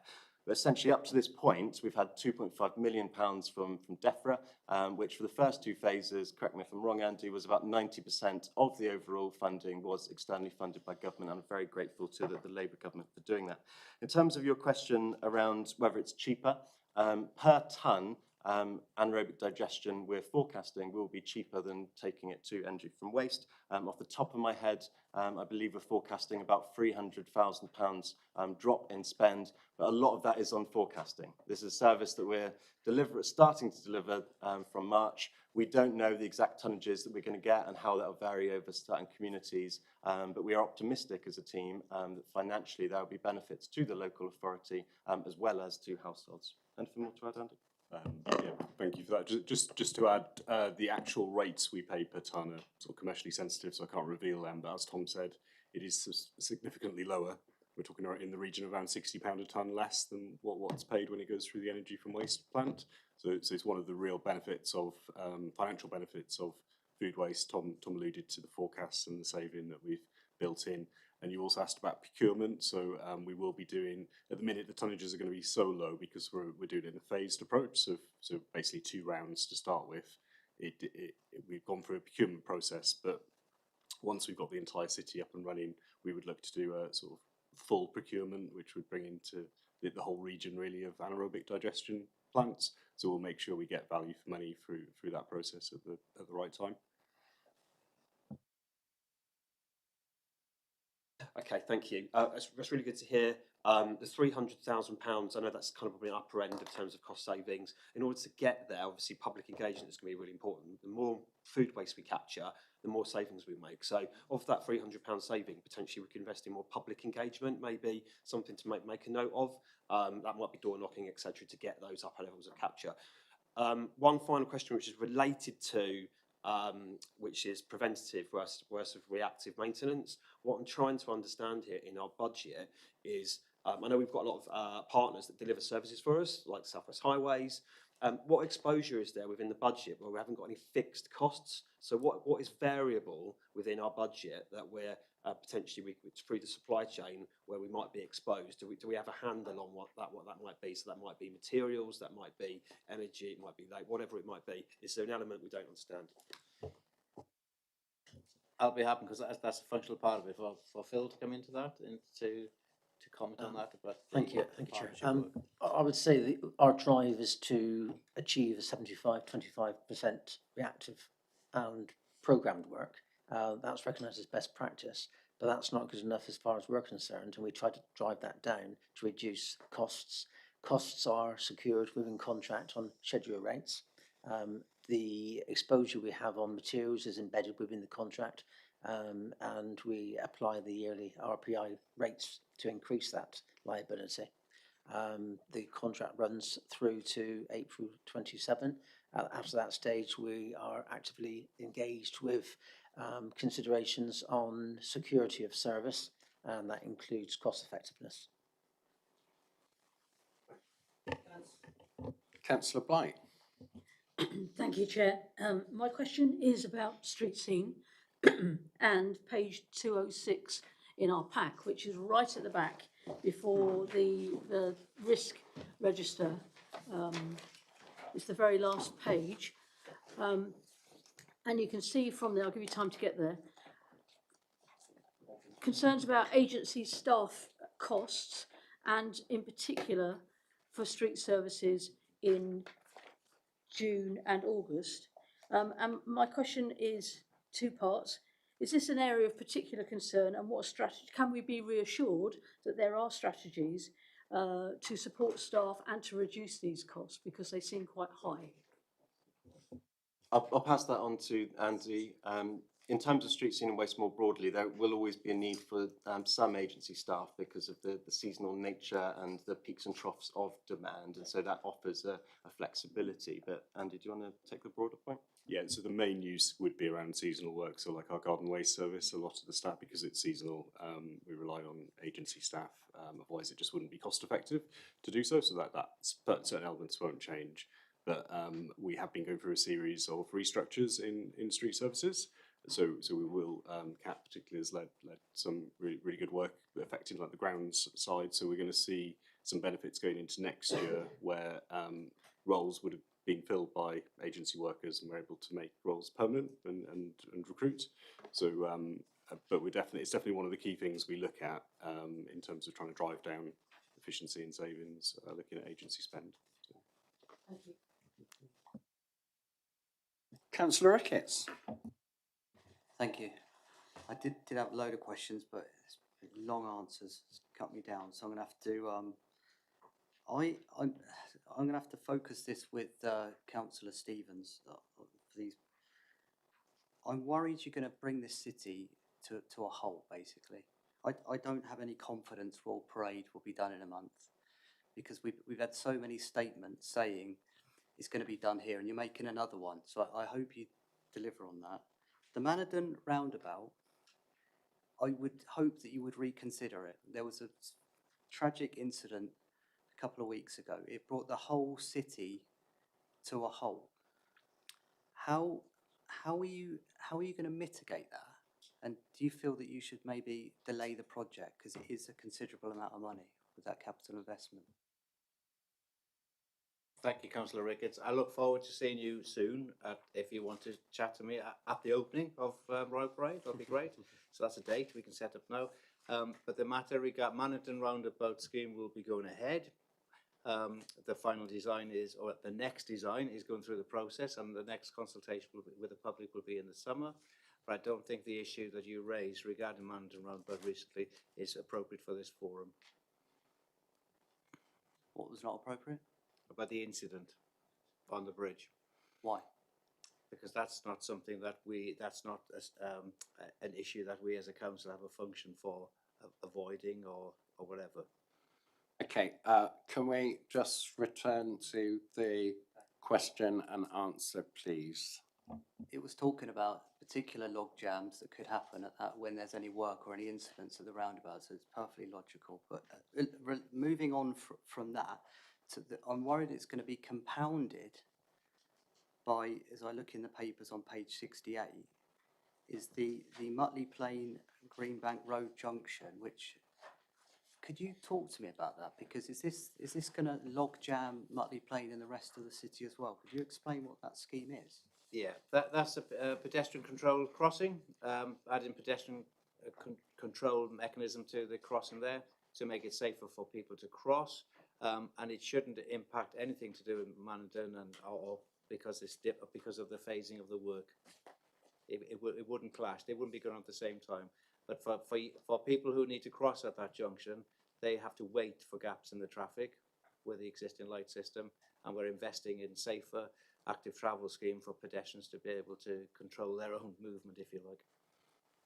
It's been called for by residents. This is where the Labour were doing the petition, but this junction was installed about 12 years ago by the Labour administration. There has not. It is the safest. Councillor Ricketts, can we revise your question about now and the budget and not what's in the past, please? In relation to this particular junction and the spend, I would say it's unneeded. Which budget is it coming from? That's what I want to be clear on, because no one from the actual Highways Department would say that this was a good idea. It's the safest crossing on Mutley Plain. There's a whole. I've looked through all the data since that. I'm going to come in again. Councillor Ricketts, can you ask your question? Councillor Stevens, can you answer it? Simple question is, why would you make an investment to the safest crossing on Mutley Plain? It makes no sense. Yes. Just as a point of order, Devon and Cornwall Police data shows that's one of the most unsafe crossings in Plymouth and indeed across Devon and Cornwall area. Happy to share Right. data on Councillor Holloway, you've made your point. Councillor Ricketts, you've made your point. If you could answer Councillor Ricketts' question as to what line of the budget that it's coming out from, and then I'm going to move on. Thank you. And it's also a bit of casework. I mean, the budget is from the active travel fund that we receive, and that's been, pardon? 100% of that. the point. There hasn't been a single incident on it Right, since it was Councillor created. Ricketts, I'm gonna move on because I've tolerated and I've been lenient. So that was it, both Councillor Holloway and yourself, that could be deemed as casework and things for that. So you did link it in with this strategic thing, so that's why I allowed it. But I'm now going to move on. Councillor Allinson. Thank you, Chair. I've got a question about car parking. There is, we've recently seen there's a big increase in the footfall in the city centre, which I think is good news. But I've a lot of roads around that complain a lot that the city centre car parking overflows into their streets. So what plan have we got in place, especially in the context of the New Towns Fund, etc., for making sure that the infrastructure for the city centre is suitable to deliver all those homes and to keep that local city centre thriving? Thank you, Councillor Alison. That's a good question, because as part of the imminent master planning of the city centre, car parking is an integral part of that. There is a transport strategy now which underpins the various development sites in the joint local plan. But the bold plan for a new town in the city has recently taken a major step forward. So there's a multidisciplinary team looking at aspects of car parking. We've shared in Scrutiny that you're not going to have 10,000 homes and the equivalent of number of car parking spaces that you might have elsewhere or in the past. Over the coming months, following a period of extensive community engagement, there'll be a detailed framework and a core delivery plan on how we meet the car parking provision in the city. But as I said as well, when we met with some of the team the other day, the priority is to get people moving on feet and wheels in the city centre. Good quality, reliable public transport, links with the train station, which is just a short distance from the city centre, and space for cars. So we have to have re-envisaging how we move around the city centre. And it's not about just within the city centre, but how we can get people out to the other parts of the city, other parts of the region in an as sustainable way as possible. But car parking will have to be provided for, naturally, but it's not just all about how many car park spaces can we find for the houses we're building. Quick follow-up, Chair. Has that increase in footfall had any impact in terms of our revenue generation from car parking as a council? And are we expecting the future works to also increase that? It has had an increase this year. I don't know if Andy wants to add any figure to that. Yeah, we're forecasting around £400,000 increase, but that's built into our monitoring. So where we've had sort of cost pressures elsewhere, it's the sort of thing that helps offset that. So yeah, really beneficial, as well as obviously there were price increases last year, so a number of factors have added to that, and including enforcement. So, thank you. And to add to that, that's really positive given the disruption that's happening in the city centre during its emerging conditions. Councillor Holloway. Thank you, Chair. My question is on integrated transport. We know that the government's making a lot of its integrated transport plans nationally, and we heard the leader speak yesterday in a question specifically about the capital programme budget line relating to the railway station, that's part of his and the council's vision, not just on the station redevelopment, but about how we get different types of public transport and connectivity, particularly between the railway station as one of our main gateways into the city as part of our Team Plymouth Future Vision, but also connectivity to and with this kind of key dockyard sites around defence.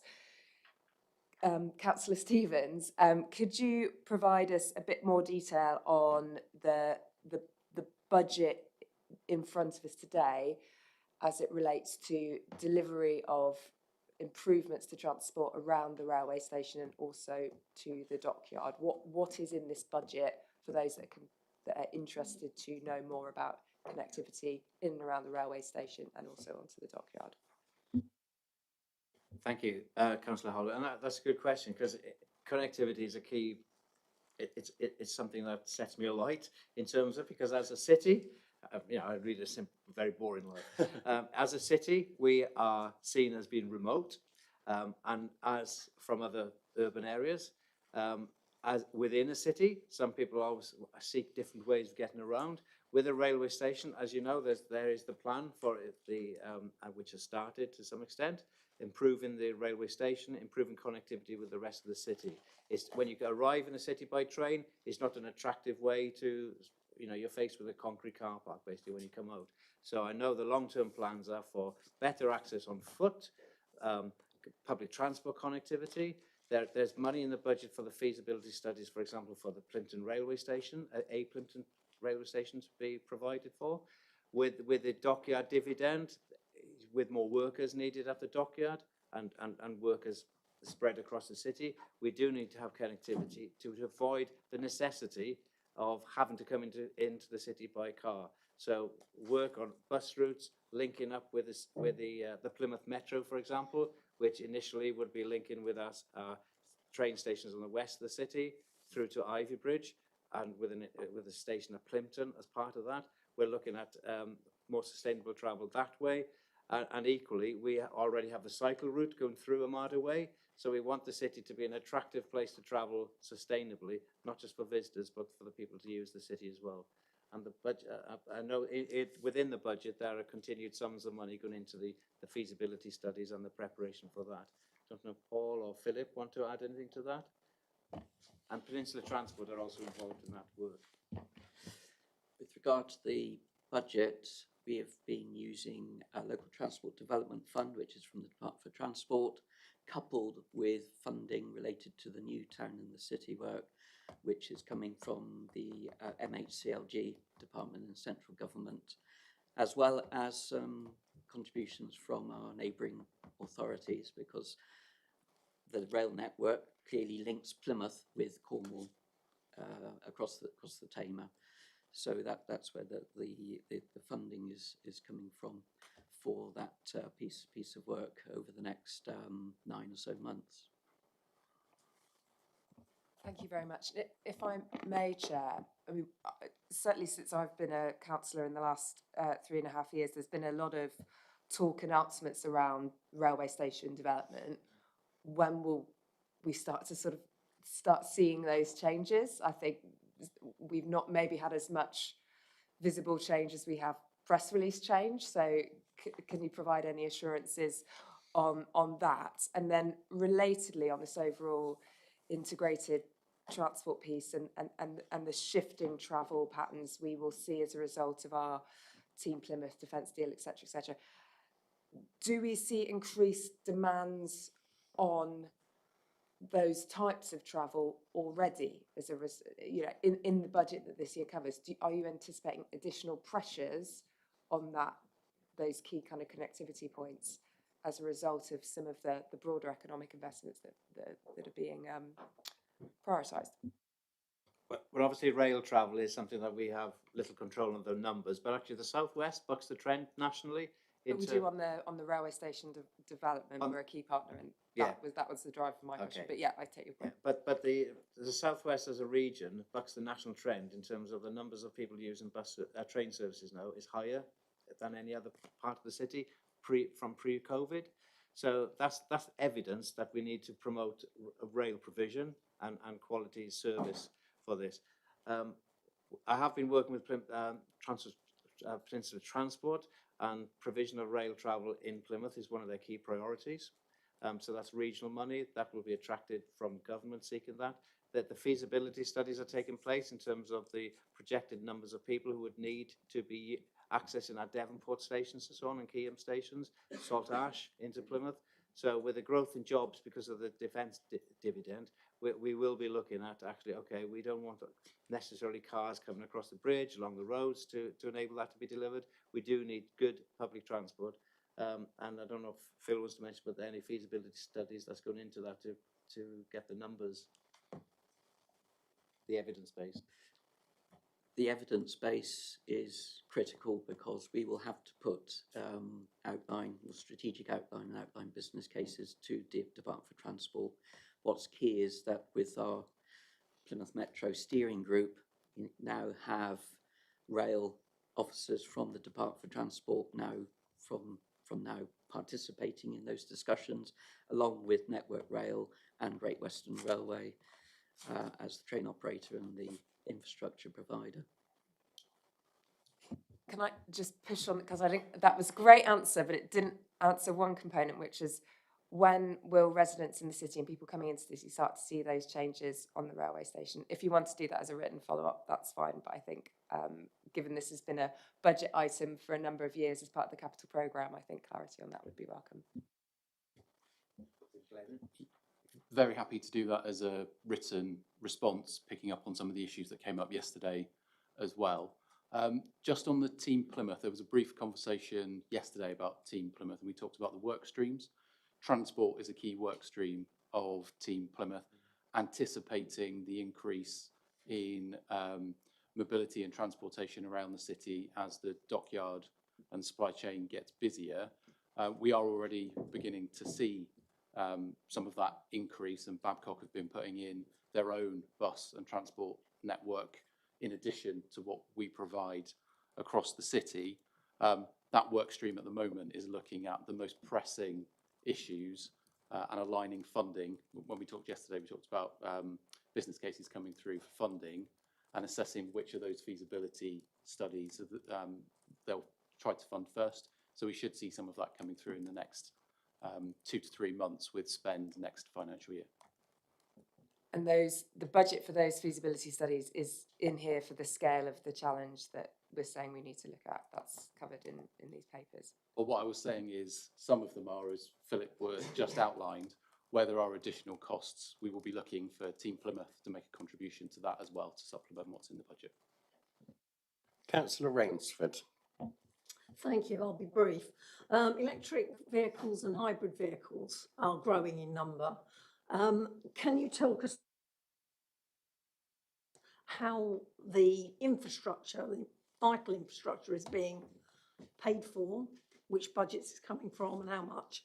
And is that amount planned to be exponentially increased in sort of the next 2-3 years as numbers grow on the road? So like flood risk management, this is one that kind of straddles both of our areas in different ways. But essentially, what tends to be the case is the Net Zero team are the ones who lead on getting grants through that is then delivered in association with highways in terms of where those charging points are best placed.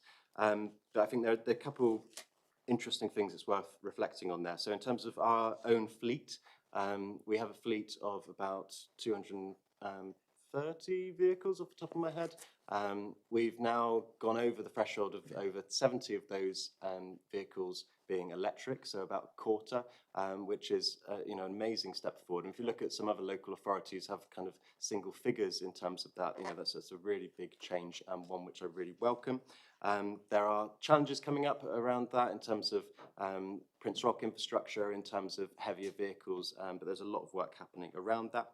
In terms of citywide charging, you're right that this is something which is exponentially rising in terms of people in Plymouth transitioning to electric vehicles, and it's our duty as a council to make sure that we are looking ahead to the future so that that infrastructure is in place. To give one example of how we're funding that, we received £2.4 million of Levi funding from the government so that we are putting in infrastructure for residents who might not have their own driveways, for instance. So pop-up chargers. There's also a separate pilot happening around if people don't have drives and therefore they need to put their cables from their own electricity over to do a kind of dropped gully approach, which means that it can safely be done, and it's also cheaper for the residents because they're using their own electricity as opposed to going from a private provider. We've got a wide programme. If you're interested in this topic, I'd recommend looking at Plymouth's electric vehicle charging strategy, which is online and has been consulted on. There's about 1,500 additional charging points that we want to put in the coming years. But we are working carefully with the private sector on that to make sure that it's not ratepayers who are footing the bills for the percentage of residents who've decided to go for electric. Councillor Freeman. Thank you, Chair. I actually wanted to come in on Andy, I think it's you that replied to Councillor Blake's question. You mentioned about the some staff, some employees who work shorter shifts during the winter than in the summer.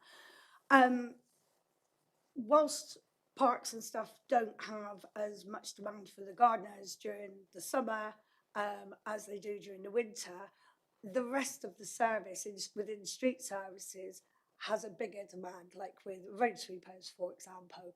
And I know some of them are still in the process at the moment of cleaning up following the last storm that we've just had, with another one coming in. So is it not something that could be looked at within the budgets going forward, where instead of some of the staff going on shorter hours during the winter, that they're actually perhaps transferred from one role across to another, so that whilst we don't need as many gardeners, we can fill up with the road sweepers instead of using agency staff? Thank you. So yeah, when I was referring to agency staff and seasonal work, what I meant was that because the garden waste service only operates during sort of spring, summer, autumn, we don't have a situation at the minute where people work seasonal hours. That did used to be in place in the council, and I know some other neighbouring authorities, like East Devon, do that, but it's not something that we currently do. So I get the sort of question, but there isn't an opportunity to redeploy them for that reason. Sorry, just quick follow-up. So just sticking with that, if we are using seasonal staff during the summer period, what are we then using those same seasonal staff during the winter period?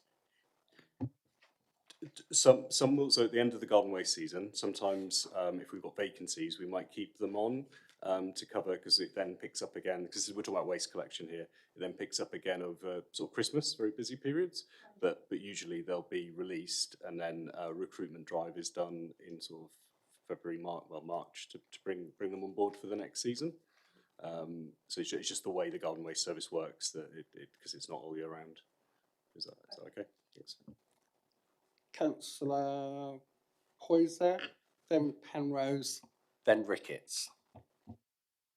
Thank you, Chair. I'm not sure who would answer this question, but it's in relation to community grants. So going back 2-3 budgets ago, they were reduced from £5,000 allocation per councillor to £3,000.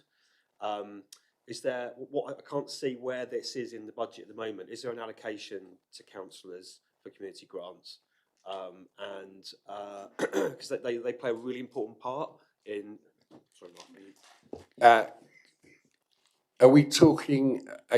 We've got Councillor Briers-Delve and Councillor Stevens who are I believe Councillor Stevens does his highway. If we're talking about Councillor, the money we get it's done through Mark Lowry, so it's not appropriate for these. But we can take that question away and get the answer. But if you're talking about the highways grant that we get for small highways jobs, that is appropriate to Councillor Stevens. So I'm not sure which funding stream you're asking about, Ian. Okay, just to clarify then, it's the councillor community grant. If it sits with Mark Lowry, then I need to direct the question to Mark Lowry. And I think in previous budget sessions, this has been the confusion about where it sits. So, because the day one session was quite high level, and so, yeah, but I appreciate we'll redirect it. Thank you. Councillor Penrose. Thank you, Chair. I've been hesitating about asking this question when we've had really big questions about major infrastructure, but I'll explain why I'm asking it, and it's about allotments, because I've seen the budget for that go down and down and down and down. People are coming to me and showing all around the city, not just my ward, allotments are covered in brambles and nettles because we haven't got the resources to clear them, and then they can't go on to the hundreds of people on the waiting list. And my worry is I can really understand the pressures you're under on, what can we cut? What can we cut? Allotments is a Cinderella, but my worry is that you'll eventually say, oh, well, we'll sell that off. And I think there's so much potential that we're not using because we're not putting the resources into managing and maintaining our allotments. So I just need reassurance. So allotments is not being cut. I want to make that incredibly clear. It's so tiny. It's not so. They are in danger because of the tiny bit that they've retained. Is my worry. So there are multiple members of staff who work in the allotments team. I had a meeting in the last month going to see some examples of allotments. It can be complicated in terms of conditions because obviously individual residents are responsible for their plot, and there are inspections that happen, and then there's correspondence around that, and the allotments team tried to be really fair but also compassionate in terms of different contexts in which people might struggle with the uptake of that. There might have been a bereavement, there might be a new disability that makes it harder to do that, and then there's a back and forth around whether it's appropriate for that person to continue in a way that is fair. We have pledges around allotments in the Plymouth Plan for Nature and People. I'm incredibly positive about the role that not just allotments but food more widely has in terms of sustainability but also affordability. You'll see in there that there are commitments around more community orchards, for instance, as well, to bring free, healthy fruit to communities.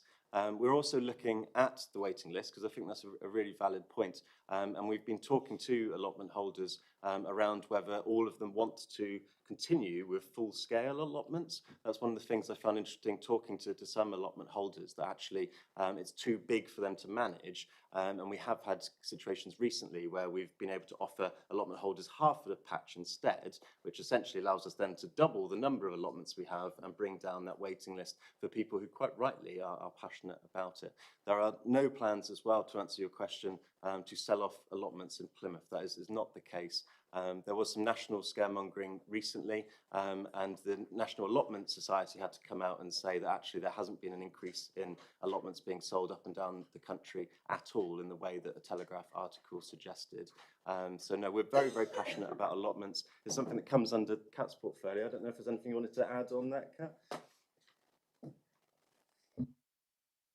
Thank you. Yeah, just to say there's been no cut. We still have 2 officers who work with the tenants. We have a team that goes in to do all the grass cutting, and then we have a maintenance team. As is pointed out, the difficulty is people manage their allotments to different levels, and that's the challenge we need to keep working with. Thanks for the reassurance. Councillor Ricketts. Thank you. Am I the last? That depends on how long the time and answers take. 2 quick questions. I'm sure we can do it in 9 minutes. I'm really confident we can do that. This is to Councillor Bryce-Delve. This comes back to something we've discussed before, the community infrastructure levy, and where you've used it to, this is where planning applications get approved. People either like them or don't, but they go, okay, we're going to get a new play park, or we're going to get a new school, or we're going to get whatever. You've made the decision in certain circumstances for that levy to be given to Citybus, a private company, hundreds of thousands of pounds. Was that a one-off thing, or are you going to continue doing that? So that wasn't solely my decision, I'd hasten to add, but to answer your question, so community infrastructure levy comes from private developers, and it's a pot which we use very carefully across the council. We know that those significant double-decker diesel buses were not good for air quality on busy routes, and the area that covered our AQMA, our air quality maintenance area, was all on busy bus routes, and the damage that does to people's health.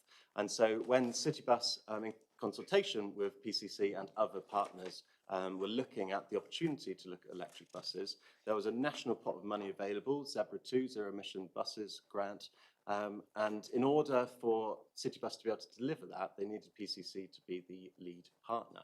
So in terms of the large amount of money you're talking about, PCC put up £750,000 of private developer money, community infrastructure levy, and that unlocked over 30 million. You've got your head in your hands, Councillor, but it's private developer money which unlocked over £30 million of private investment and national public investment to not just have cleaner air, but to have new buses that are more reliable. A lot of people want quieter, newer buses, whether they're interested in the environment or not. And actually, I think that's great value for money, and I'm so glad we've been able to deliver that across the city. Paul? We are against the clock, I know, but it was the reason I got head in hands, Tom, is I just want an answer. Are you going to continue to spend community infrastructure money? Are you going to be sending hundreds of £1,000s to Citybus, or is that stopped now? So we were not sending money to Citybus. We coughed up money related to infrastructure spend, which came from private developer money, not ratepayers' money, not money that could be spent on other issues, and it's been incredibly successful. At the moment, it's unlocked 50 buses. We aren't actively looking at an additional pot, but that may come forward with Zebra Free, and I'm not the decision maker on that anyway. Or you wanted to come in? I just thought it might be helpful to draw members' attention to something called the Infrastructure Funding Statement, which is on the website, which actually gives a complete breakdown of where the SIL money is spent across the whole city in relation to community infrastructure, the European Marine Site, public realm transport, and climate emergency infrastructure, as well as, of course, the neighbourhood proportion that goes directly to local communities in certain circumstances, and also the where the 83.1 million to date of Section 106 money, which is obviously separate from SIL, is set out in detail by category. So members might want to have a look at that to see where all the spend is spent or planned to be spent. Thank you, very helpful. Councillor Ricketts, you said you had I am supplementary. frustrated with the session, with the length of answer. They're pretty simple questions I'm asking. Yes or no? And we got to there eventually. No, you're not planning to. And just the last point there, on page 50, because it is a big issue, obviously the green lung of our city, Central Park. There's half a million there. And it seems to be that it's going to finish like now because there's no planned funding for the years ahead. I'm getting videos and it's all on social media about the state of Central Park.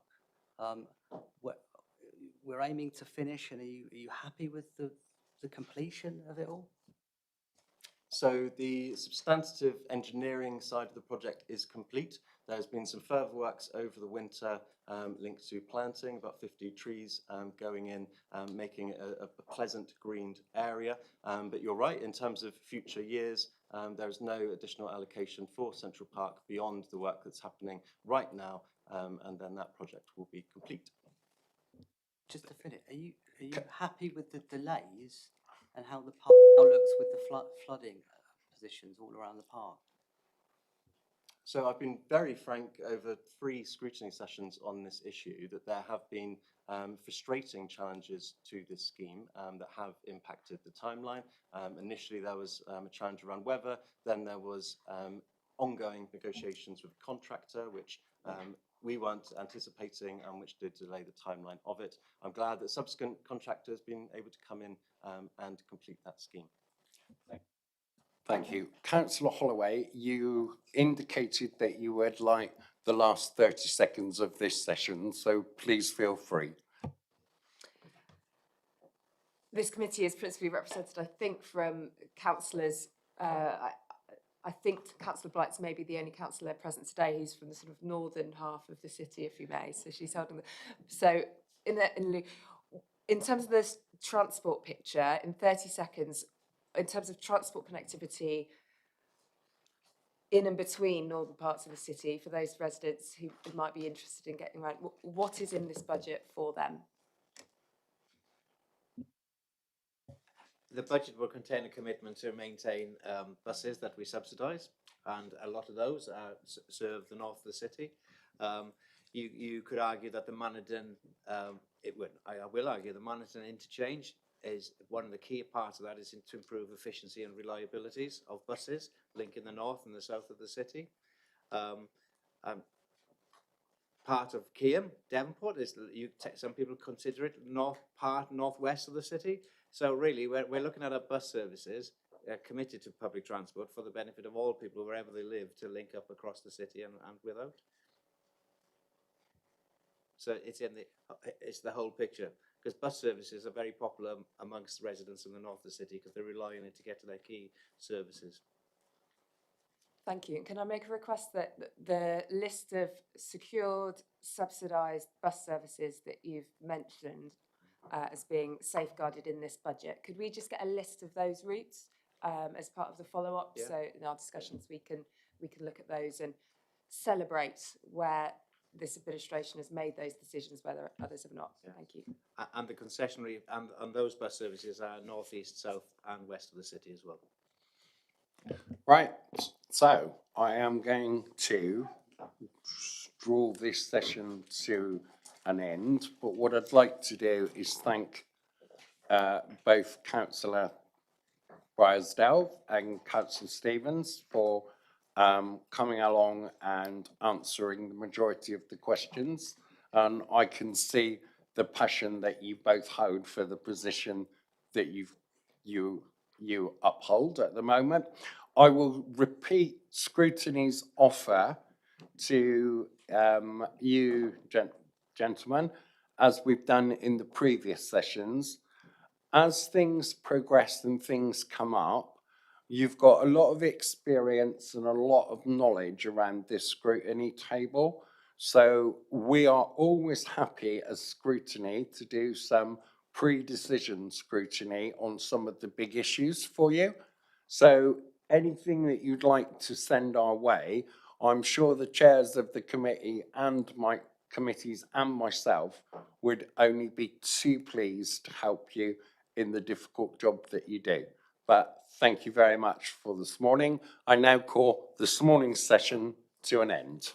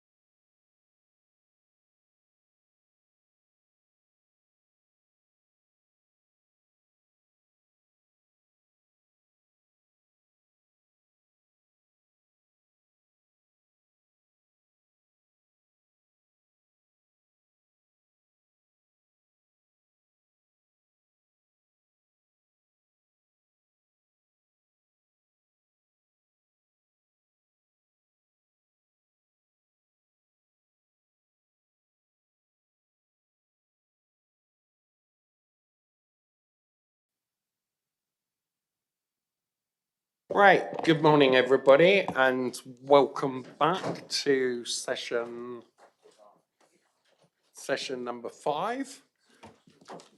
If I could ask for a little bit of hush at the back, it would be good because you'll be picked up on my microphone. So we are now going to do the following session, which is the Cabinet Member for Housing, Cooperative Development and Communities, Cabinet Member for Customer Experience, Sport, Leisure, HR and OD, and the Cabinet Member for Community Safety, Events, Libraries, Crematoria, etc. We have got Councillor Kate Taylor. Welcome, Kate, online, because when the budget process was set, Councillor Taylor wasn't a cabinet member and was already done a pre-planned family holiday. So I hope you're enjoying your holiday, Councillor Taylor, but thank you very much for taking time out of your holiday to appear before us today. This is going to be a challenging, so I am going to ask each of the cabinet members to give their presentation. I am then going to do a session, I'm going to change it, which members agreed with, that we will field questions and answers to Councillor Hayden first, because today, ladies and gentlemen, is a special birthday for Councillor Hayden and has got a family commitment later in the day. So as a caring and compassionate chair, I'm going to do Sally first, and then we will go on to Kate and Chris. But I will give each of you your 5 minutes opening speech. So I don't know which of you would like to kick off first, but the floor is open to any of you. Just indicate so I know. So Kate, you're obviously been nominated to go first, so over to you. Of course, I wouldn't expect anything less.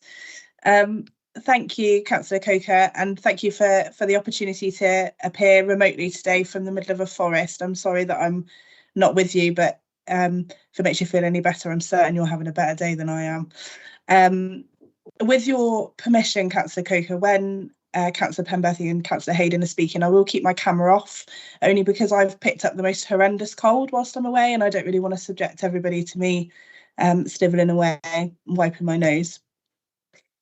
So members will know this is a new portfolio for me, so I've had to get up to scratch much more quickly than my colleagues. I hope for this reason you will allow my officers to support me with answering some of your more technical questions that you might have. And I'm sure that the cabinet members that have gone before me have said that they have found it difficult to pinpoint just 3 challenges within their portfolio, and with such a wide-ranging brief, I've had the same issue. But I've tried to kind of choose the 3 that I think A, span the largest areas of the council, and B, fit quite neatly into the 3 distinct areas of the portfolio. So the first is around Plymouth Active Leisure, or PAL. It was established in 2022 by the council to lead the city's physical activity agenda, and that replaced the previous provider, Everyone Active, in running the Life Centre, Plimpton Gym, Tinside, Mountwise swimming pools. PAL's purpose is to help residents live healthier, more independent lives, but it also supports our wider priorities around tackling inactivity and improving health outcomes. And PAL have been very successful in that, led very well by the brilliant Reese. And some of their successes include the memberships being up by 48%, swim school up by 31%, and income growth up by 29%, as well as recognition both locally and nationally by Swim England, and over 1 million visitors to the Life Centre. So some really good stuff going on. But clearly some challenges, and the key risk associated with PAL is to ensure that the financial position continues to improve year on year. So we're looking to mitigate that risk with a new strategic business plan and have a strategy plan in place to ensure the success of PAL. That includes cabinet approvals coming up next month around business cases and seeking to extend PAL's contract beyond March 2032. That's already been to scrutiny and is due to go to cabinet next month. And also investor save initiatives. So there are business cases to consider around supporting improvements to assets that PAL already have, but that will enable us to generate some more revenue further on down the line. The second is around cyber security. So it might seem like a bit of an anomaly to have cyber security as one of the top three, but it is the most significant issue facing the council and the biggest risk. Cyber threats are becoming much more sophisticated, and a successful attack could compromise our systems entirely, and that disrupts essential services, it exposes sensitive data, and obviously creates a reputational risk to the authority. So it is the highest scoring threat on our corporate risk register, and so it requires both sustained investment and continuous organisational vigilance. Compounding this is the rising cost of cyber resilience tools, and there is a national shortage of skilled cyber professionals, which makes it increasingly challenging to maintain the level of protection needed within a financial envelope. So to manage that, we are continuing to invest with Dell in strengthened technical defences. That's new tools, as well as trying to strengthen existing tools, and the operation of a robust cyber security board, which provides oversight of all of that work and gives us assurance on mitigation.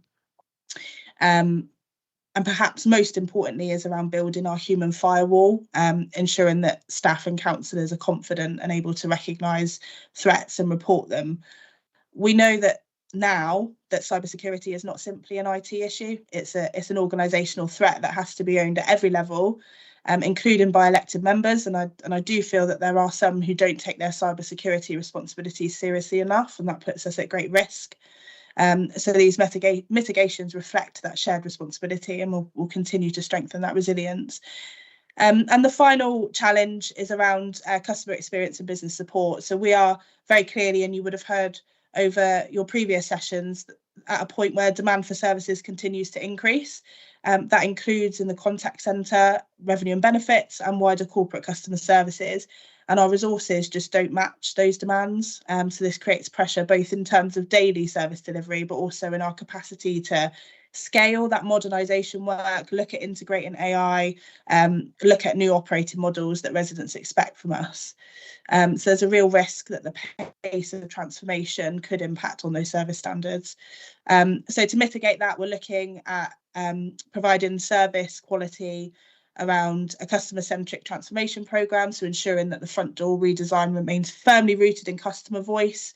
And as a result, that means that we're able to offer a good service to all residents, and that is all residents, regardless of how they might be able to contact us, and a multi-year budget embedded within the medium-term financial plan. That transformation does not only meet those financial challenges ahead, but ensures that we're able to remain modern and accessible and responsive. So those three areas, Plymouth Active Ledger, cybersecurity and customer experience and business support, are the most significant pressures within my portfolio. There are many, and we have mitigations in place, but each challenge reflects wider organisational, financial and technological demands that will require sustained focus in the months and years ahead. Thank you, Kate. Councillor Hayden. Thank you, Chair, and good morning. Well, good morning, members. Chair, thank you for the kind words. I suppose cakes will come later, will they, afterwards? But no, on a serious note, we were asked to put 3 challenges and our risks for delivering our 26 and 27 budget going forward. Again, like Kate, I have quite a wide range of a portfolio, so it was quite difficult to pin down, but the 3 challenges I picked was bereavement services, libraries and community safety. So if I start with bereavement services first, so as you will all know that the park opened in August 24, and we've delivered over 3,400 services. for bereaved families of Plymouth and the surrounding area. Nearly 20% of these families have also chosen to have a wake in one of our function rooms and our public cafe, which has seen an increase in footfall and regular customers using this venue as a meeting point. In 2025, the park was seen to have, they got accredited with many awards: Building of the Year for Devon and Cornwall, Client of the Year for the South West region, and highly commended in the Local Authority for Building and Control. Sorry, I had to read that, members, because there's so many awards are coming forward for the bereavement services, it's hard to keep account of. The team are very busy going out into communities. They're actually today even in our libraries, talking to our residents, trying to get bereavement not a taboo subject, and explaining to residents what the bereavement services can deliver for their loved ones when they lose somebody. They're also working very closely with St Luke's Hospice as well, just so everybody is aware. And I think, you know, it is a subject that people don't like talking about, but at that crucial time, it's really important to know what your loved one would have wanted, what their wishes were. So, firstly, so we've seen significant challenges relating to the bereavement service over the last 2 years. Both locally and nationally, death rates are noticeably declining. Now, I put that as a good story on one hand. So if I'm looking to my right from a public health point of view, you're actually doing your job very well. But as you can imagine, it does cause a pressure on bereavement services budget. Also, people are looking at more of a low-cost direct cremation as well. And these services are typically involved no mourners, or which reduces the income. So when you look, the way I would describe it to you members is the fact that you have all these different services, and you have your gold, silver and bronze. So, and they all come at a different cost, as you can imagine. So we're moving away a little bit more from our typical funeral service. So when we're budgeting, I don't believe we can count on head count, if that's the right word to use, because different services come in at a different cost. We also have seen, this year we've seen a new crematorium being built in the north of the city. But what I would say to you is, to give you an idea, in the park we can hold up to 18 services a day. The new one are only doing about 20 a week, and they are more dear than what we are at the park. And if we're talking about finance now, I fully understand that there is, financial budgets on people in our cost of living within our city. And what I have agreed with officers is that we will not be putting up our fees for the bereavement service this year. Okay. So we're doing an awful lot of work, of community engagement, as I've said, and also we're planning a funeral fair. We've all heard of wedding fairs. We're now going to have a funeral affair, and it's about bringing the funeral directors together and about working with each other of how we can move forward. The next one is our library service. So we have our future libraries plan, and the reason why we're looking at the future libraries is I've always wanted our libraries to be a community hub. These buildings are in our community, and our residents are struggling to get around, maybe due to the cost of living, or maybe they just would like to call in to sort out a blue badge or something like that. They've done some fantastic work over the year. We've had Summer Reading Challenge, and members, can I thank you for all of you that took part in helping them with your community grant. This was so successful. 3,291 young people took part in that, and we would all know that reading is such an important part of our growing up. We do partnership development, so we're working with Bernardo's. You know, Councillor Murphy will know in her own ward, you know, Effords Library, where we're about to enhance on our family hub, and I believe your opening day is the 17th of February, which is good. We've got growing numbers in reading, e-reading, I should say, as well, so that is good. Sorry, Councillor Hayden, sorry, can Mike. I butt in? Go on, have I not got long left? You've 2 Overspent? minutes over, Right. so, but if I'm going to give you a little bit of tolerance, so you can It is carry my on. birthday. But yeah, all right. Okay, I'll leave it with libraries, and then I'm hoping you will ask me some more questions because I've got some really exciting stuff to tell you. And then the other one is about our community service, community safety team.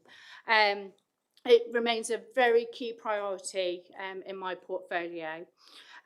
We've made some really positive steps with the Plymouth Safe Bus remains for people to enjoy a night out, and that can be anything from medical assistance, welfare support, and maybe even charging up their phones. We carried on, got our purple flag, we've still got accreditation, and I'm off put now, Chair, sorry. We've got so much going on, basically, in our community safety, but we do have a challenge. We do have a challenge with our DHRs, which is our homicide, domestic abuse related death reviews. This is, we're guided to do this, we have to do this, but the funding is not ring-fenced. So that is one of our challenges at the moment. It's a statutory requirement, but there is some work going on about how we can work very closely with partners. Chair, I'm really sorry, I haven't took a breath now, all right? I'm quite happy to go for when questions come, and I can tell you more, because I do have a really good announcement to make about libraries, so do ask. Thank you, Councillor Hayden. And Councillor Hayden, I want to thank you because I need to put in a declaration of interest because Councillor Hayden made reference to a part of the crematorium that the firm that I work for provides a service. So it is a personal interest only, but it would be remiss of me not to do it at that point. Thank you, Councillor Hayden. Councillor Pemberthy, welcome. Thank you, Chair, and I'll just grab my script. It's a short one. My portfolio links across every CMT member's briefs, and so it's really difficult sometimes to pin down three, though in discussion we did actually come up with three that we felt were different and sort of reflected the range of challenges we're facing. I'm not going to revisit in detail the information that we have provided you in the budget pack, in the main pack and the supplementary pack, but I do want to take this opportunity to reflect a little on where we are compared to previous years and identify some of what that means for us. For those who've sat on budget scrutiny before, you'll know that I've consistently said that we need greater certainty from government as their announcement of funding across a load of my portfolio is often short-term and last minute. Often we would get announcements about continuation funding weeks after the previous funding agreement had finished, and then it would only be for 6 months.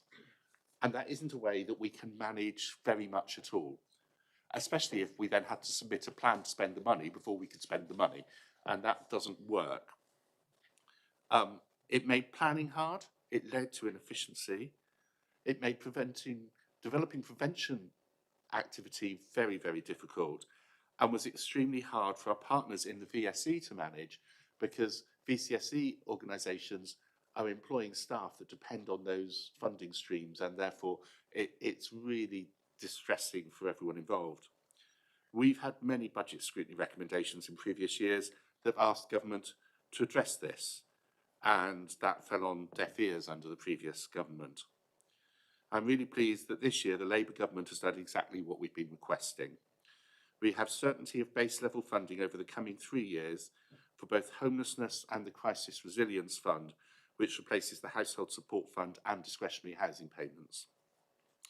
I'm really pleased that prevention and community resilience are key elements of the government's programme design, as these fit closely with our own agenda, and I'd like to thank the Labour government across all the departments that are involved in funding for doing what we have been asking from Budget Scrutiny for many years. So across homelessness, the corporate estate and NHS Fair Shares funding as part of our Thriving Communities programme, the budget we're talking about allows us to continue to support demand-driven services. It strengthens our move to prevention activity, and that's a really difficult balancing act, but it's one that we now have some certainty in planning. And I'm pleased that the resources we're receiving will allow us to continue to focus on both the front door and on prevention. The budget contains an extra £796,000 to support our work tackling homelessness. We have around £10 million of capital funding to allow us to plan maintenance of our corporate estate. And with the recent government announcements, we have about a £5,072,000 programme of support for vulnerable communities. We'll continue to support delivery of new homes through Plan for Homes and deliver additional work with the private rented sector. So whilst this is challenges, this is also a budget of opportunity, and that opportunity is because we have certainty of funding around a number of key areas that give us the opportunity to model and transform services. And I'm going to leave it there, Chair. Thank you very much, Councillor Penberthy. I'm now going to open for questions, but as we agreed, it would be to Councillor Hayden first through that. I've got one that I'm going to kick it off with, Councillor Hayden. At yesterday's meeting, the Director for Public Health mentioned libraries and the underutilisation of library space, but that was all that was mentioned. So can you give us a little bit more insight into what's in the budget that's going to make a difference to those libraries and what you're going to do with them? Thank you for mentioning that, Professor Steve. Okay, so I did mention very briefly in my introduction about Future for Libraries. So we all know, as you've been told yesterday, our libraries are buildings that are not being used as much as that they could. When I took over the portfolio, I did say that I wanted libraries to become hubs. So, for example, when you look at Efford is going to become a family hub as well as a library. Okay, and they'll be able to access different services from children's services like Bernardo's and things like that. There is a bigger plan. We did have a very initial meeting just before Christmas with some of our key partners, i.e. like key partners from inside our council building, from registration services to NHS and things like that. How can we bring those services to the community? Because I believe it will help everybody, or help everybody as far as a resident's concerned, because, you know, we can all sit here all day. We're only here for one reason. We're here to support our residents and serve them. So I want to be able to make them have an easy access. So if for instance, like I say, a bus pass, children's services and things like that. So in here, we have talked about future libraries, and I do believe we're going to actually come up to scrutiny as well to talk you through it.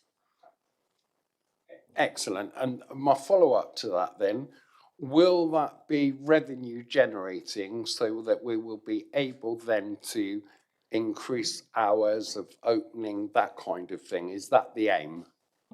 So the aim is, so at the moment, since COVID, we have struggled to give what I call a 9 to 5, 5-day, 6-day a week service in our libraries. And that's just not acceptable. as far as I'm concerned. So if we're having other partners use our building, they will be paying a service to use our building. A great example is, I believe you had Sally Creswell yesterday. So the skills agenda, they've been doing some skills work in the St Budo Library. Library would normally be shut on a Tuesday, but we've got it opened. We've got it open later at night as well. So it's opening up until about 9 o'clock at night. And also it's about self-service in that library. So we don't actually always need to have our librarians in there, you know, all of the staff. So it's about playing around with it. So, yeah. Thank you. I believe I've got Councillor Holloway and Councillor Rainsford with questions for you. So, and Tess. So, sorry, my vice chair is just sorting herself out. So I'm going to go to Councillor Holloway first.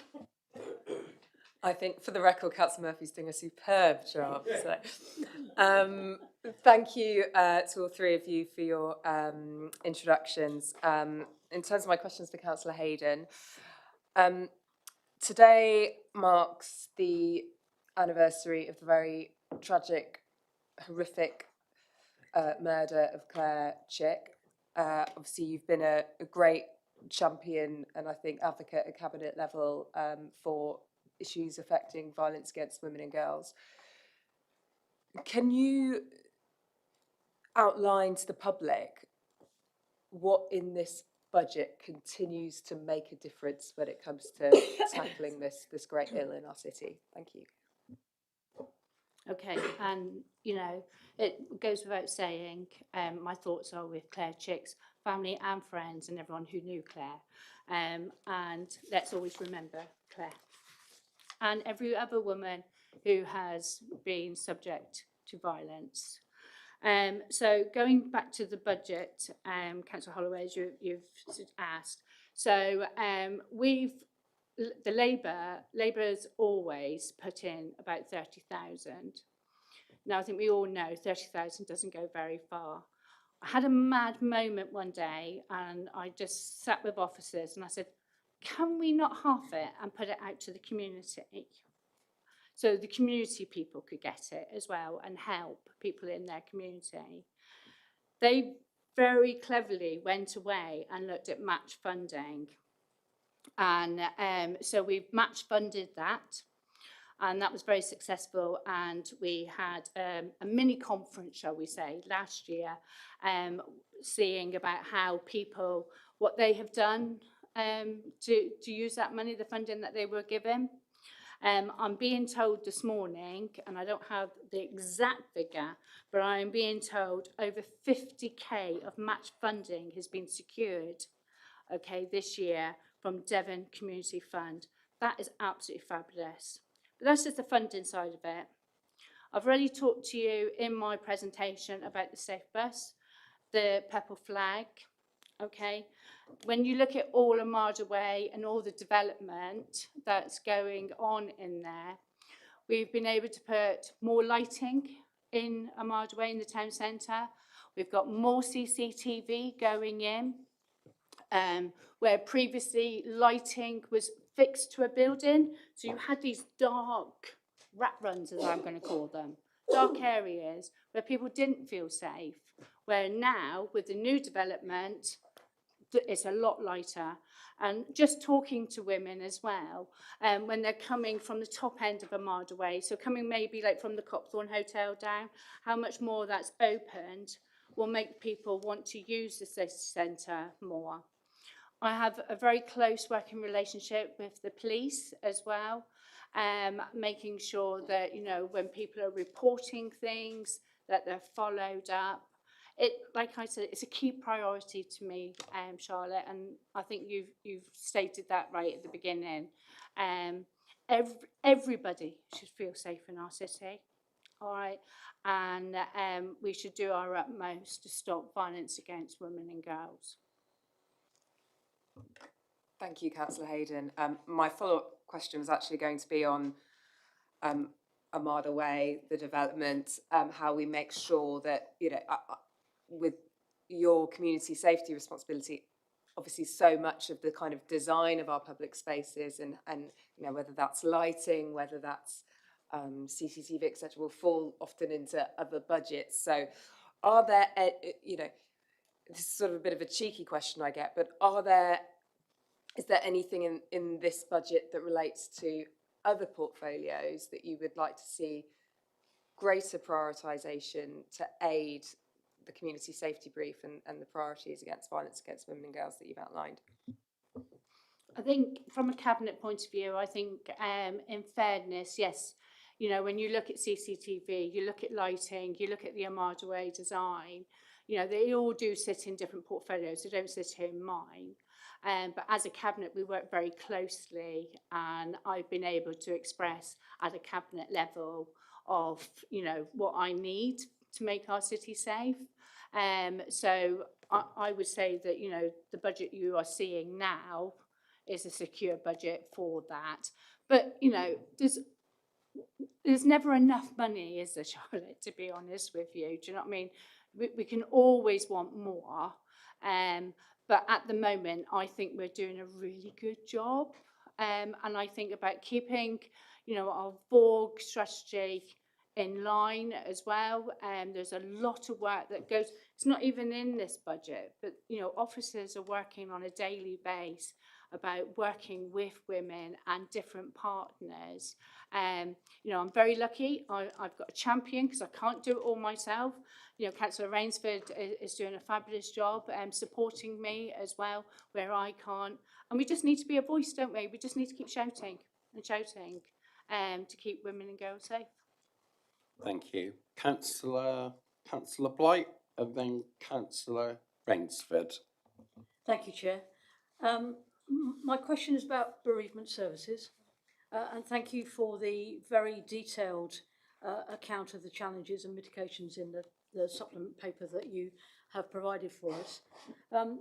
And my thoughts go back to when I was first elected and you organised a visit for councillors to go and see the park as it was being developed. And I want to say from a personal view, having had a recent bereavement and having had our service at the park, all those promises that were made by your staff on that day and by yourself were fulfilled. And it was a very good experience for us. My question is, beyond the issues that you've raised in the challenge, about LGR, you mentioned that there is a new crematorium at the north of the city. It's outside the city boundaries, but given local government review, our plans are that will come into the city, and so we will have two services. So can you reassure us that there is work planned to realign that so that there isn't a significant impact on our budget? Currently, there's an impact in terms of the competition, and you addressed that. But from 2028, if our bid is successful, we will have potentially two competing crematoria. And, you know, it goes without saying, as far as the park is concerned, you know what I mean, we will carry on doing everything. And I'm really pleased that you had the service that you should have had, you know, and I'm sorry to hear about your loss. But as far as them lining up together, that will all be work that we'll be doing nearer the time. I don't have the answers, to be honest with you. I don't have what it's going to look like. I'm quite happy to pass that over to Steve. He might have more knowledge on how it's going to line together. Sorry, Steve. I'm not sure I've got much knowledge, but I think just to put the LGR, local government reorganisation timeline into perspective, so we are expecting the national government to start consulting on the proposals for Devon, including Torbay and Plymouth, in around February time, with hopefully some decision being made around June. So we'll have a better understanding of what the future of Plymouth looks like, whether on existing footprint or expanded.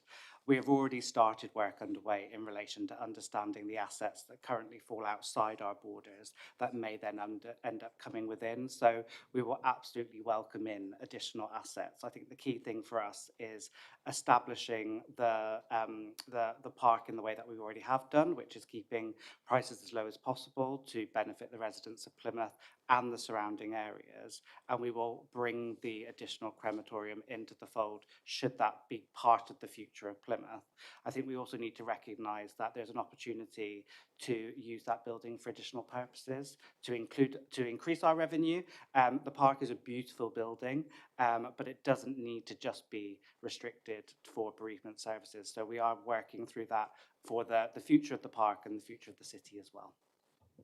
And you've kind of anticipated my supplementary question, which was about churches and other places of worship use their buildings for funerals and weddings. And that kind of leads on to what you've just said. So thank you. Right. Chair, I'm quite happy to update on that if you would like me to update of our plans for our 7-day weeks. If it's brief, yes. Very briefly, so 5 days a week is a bereavement service, 2 days the building is shut, it's not suitable. So it's about, i.e. weddings, it could be about seminars happening there, lots of different things, events, basically. Councillor Rainsford.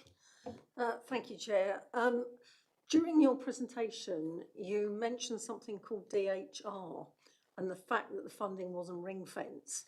Could you explain that a little bit more? And if there is a shortfall, what you're doing in order to make that up?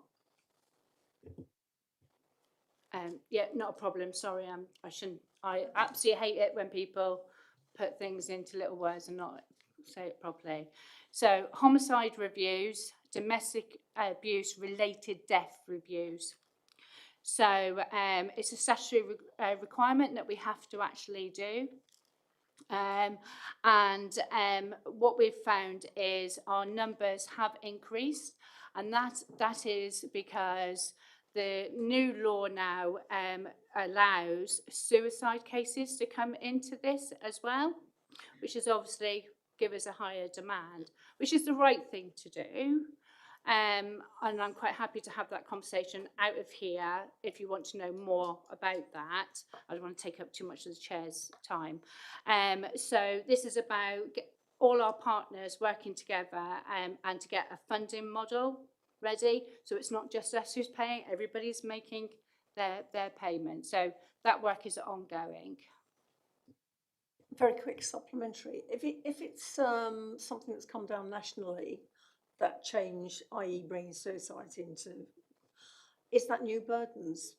Is that something new burdens money can cover? No, I'm getting a shaky head. For obvious reasons, Councillor Rainsford, there's a level of portfolio sits there, and there's a level that the officers, they're our experts. So they live on it on a day-to-day thing. So I'm seeing a shake of a head, so that's a no. Okay, with no other members indicating that they've got. Okay, well, I'll give you the opportunity, Ian, because I was going to then let Sally go. Thank you, Chair. It's just in relation to, I believe, the point around community safety. So we know that empowered and connected local communities generally are safer places. And this is where the question might cut across your portfolios. So we have a network of community builders within the city who are, is that with Chris? Yeah. Should we wait till Chris is finished, or should I carry? No. If you can hold that question, I'll come back to you. You'll be the first one when I open it up for everybody. All right. Nicely teed Chris up as well. Excellent. No worries. Any final question? Councillor Holloway? Thank you, Chair, for permitting me. And Sally, sorry for holding you back from your birthday. In the previous session, we had quite a detailed discussion on concessionary fares on buses, subsidised bus routes, the fact that this administration has made a political choice to retain a number of bus routes. I'm just trying to link that discussion with what you're saying about access to libraries, also access to the crematorium, and the bus service has been an issue in the past. do you think to meet the standards that you want to see for libraries, for crematoria, etc., do you think you are getting the support you need in terms of the bus provision to meet what you want to do in your areas?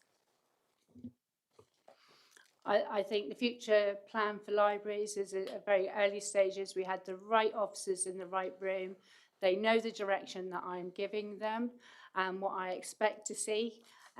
So at this precise moment, yes, like I said to you before, it will come to scrutiny. I might need a little bit of support of like just a bit more of a push when it comes to it. But at this precise moment, I'm quite happy with what I'm receiving. Thank you. And we'd be only too happy to take you up on that, Councillor Hayden. With no other questions, Councillor Hayden, thank you for giving up some of your birthday time. We really do appreciate it. Now I'm going to, so you can stay if you wish, or you can go if you wish. I'm now going to open it up to questions for everybody. The first person that I had indicate was Councillor Poyser. Thank you, Chair. You can probably guess what I'm going to ask about this. So it's in relation to community builders that are doing fantastic work within our city at the present moment. We know that well-engaged, connected, empowered communities create safer places for people. I'm just trying to understand within this budget what our position is with community builders at this stage. Is there money in the budget to safeguard their work for this coming year, or are we looking to build upon that or grow on that as well? It's actually one of the things I identified as a challenge, and it is the fact that the whole of what we used to call community empowerment, which we're coming to scrutiny with a new 3-year action plan on thriving communities, because we think that's a more accurate description of what we're trying to do. Community empowerment suggests that we have power to give away, as opposed to supporting communities to thrive and use the power that is already theirs. It isn't ours to give in the first place. So we're doing that. The programme I talked about, that almost £5.1 million, we only put in just over £35,000 of revenue support to that. Everything else is externally funded. So that's a really good example of where we take dedicated grants to the council and external funding to make things work. The big risk we have is that £800,000 of that comes from the ICB through Fair Shares funding. We still don't know what we're getting for next year. To give you an idea, that funds the support we give for joining up the wellbeing hubs, so that network, support for voluntary community sector or VCSE capacity building, the Community Builders Programme, some work on income maximisation, and a bit of work on food security. So that £800,000 buys an enormous amount, and we are dependent on the ICB for it. If the ICB say no, there is not slack in the budget to pick up £800,000 worth of additional support into that programme. We would then be looking at how we can bring in different bits to support different bits, but it would have to be a very substantially changed programme. So the challenge is that we need to get that agreement from the ICB, because what it is delivering is something that is not only council priority. Actually, a lot of it is around a health arena. So we've got people working amongst the community builders team on older people, but also all of the community builders do work on that. We have people working on community safety across the whole of the team. We have people working with younger people. We have, so there's a whole load of specialisms that make a difference. So it's why I put it there quite explicitly. We have a fantastic programme, but that programme is entirely dependent on other things. What we didn't put in the risk previously was the risk on Household Support Fund, because although we didn't know the quantum, we knew we were getting a 3-year deal, whereas previously those were 6 months. And that also supports maybe not the community builders themselves, but activities that support the community builders to do work in communities and link up to other services. So we have a risk, we're working on it, we're pushing on it, we're desperate to get sort of oh yes, we think that's a good idea, we think it should be funded type comments turned into a letter that says we can do that. So we can write to the voluntary community sector organisations who are hosting community builders and working with community builders to say they have the funding. So yeah, that's where we're at in all honesty. Thank you, Chris. So thinking about that £800,000, and obviously we're waiting for a grant to cover the cost of all those activities that you've outlined. Are we? Is there a danger that we don't receive any of it, or do we receive part of that? When are we likely to know? Do we have a decision date? How's that working? How's that work in terms of like budget planning right now? At the high level, we don't know. That is the ICB, and if any of you are following, and I don't know what you picked up with Councillor Aspinall yesterday, health stuff can be a bit complex. We are pushing. Anything we get, we will be able to use. We're pushing for a full 800,000. Steve, I don't know whether you want to pick up on detail of where we're up to. Effectively, just to say that the decision there is imminent. So the ICB are very aware, or the Integrated Care Board, should I say, for those that don't know the acronym, mindful of that, are very aware that because we are running almost an annual programme, if we don't have that forward financing coming through, then actually we would be looking to significantly change those programmes by the end of the year to go into the new one. I would say, without putting them into a corner, that we are hearing very positively that they are looking to support us. What we are trying to push them to do is to move into a longer term settlement space so that we're not having to have this conversation on an annual basis. And it just helps to give us some security in delivering the programme, but also the people that we're funding some security in their employment as well. So no fixed date yet, but imminent is my understanding. If I could, Chair, it's something you might want to consider as a recommendation. The work we did on government on pushing on household support fund and homelessness funding to turn it into 3-year funding has made a massive difference. If the ICB were working similarly, that would be amazing. Thank you. Councillor Freeman. Thank you, Chair. I have a couple of questions. I'll do them one at a time, don't worry. Oh, sorry, for Councillor Penberthy. Sorry, that would. I just want to make, this is just interjecting, Councillor Freeman. This is both for Councillor Taylor this session and Councillor Penberthy. All right, just so, Kate, I'm trying to talk you up there. Sorry, Councillor Taylor, and congratulations on your appointment. Councillor Penberthy, first of all, I noticed in the budget that on page 22, paragraph 8.14, it refers to the fact that the discretionary housing payment and the household support funds have been merged into one. And I was just a little concerned as to what sort of impact this could have on people currently receiving a discretionary housing payment and also future applications. So will that amount of money be just kept as one lump sum, or will it be ring fenced, an amount for DHPs and an amount for what was household support funds? Thank you. It's actually a bit complicated. Discretionary housing payment we had to spend in year. If we underspent, it got clawed back. We weren't able to take long-term spending views, and there aren't people who consistently receive it. It is one-off payments. The household support fund was one-off payments.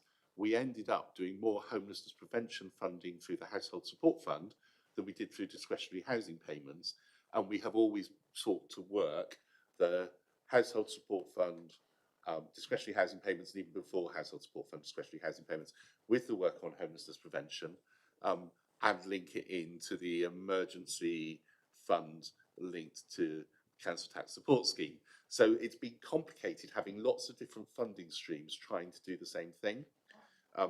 On paper, the discretionary housing payments will not get less in next financial year or the financial year after, but will diminish a bit the year after that, as part of a transition to being, in the way the government is saying, the next phase of this actually being an integrated scheme.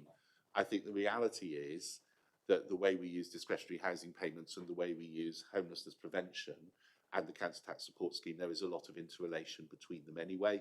I would anticipate that we will smooth that out considerably by having it as one funding pot. It'll make it more effective but it'll also be ones that we can use more for prevention and begin to think about that in a more consistent way.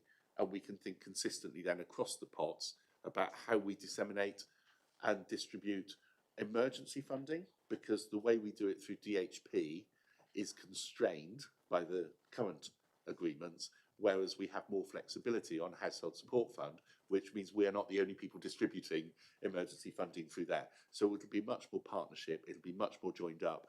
I welcome that, because it will actually make it a lot easier for us to communicate with support agencies and with people needing support about where to go, rather than go and try all these different bits and then us try and work out how best to support someone. May I carry on, Chair, because it is kind of like relevant to that. Thank you. So, local housing allowances.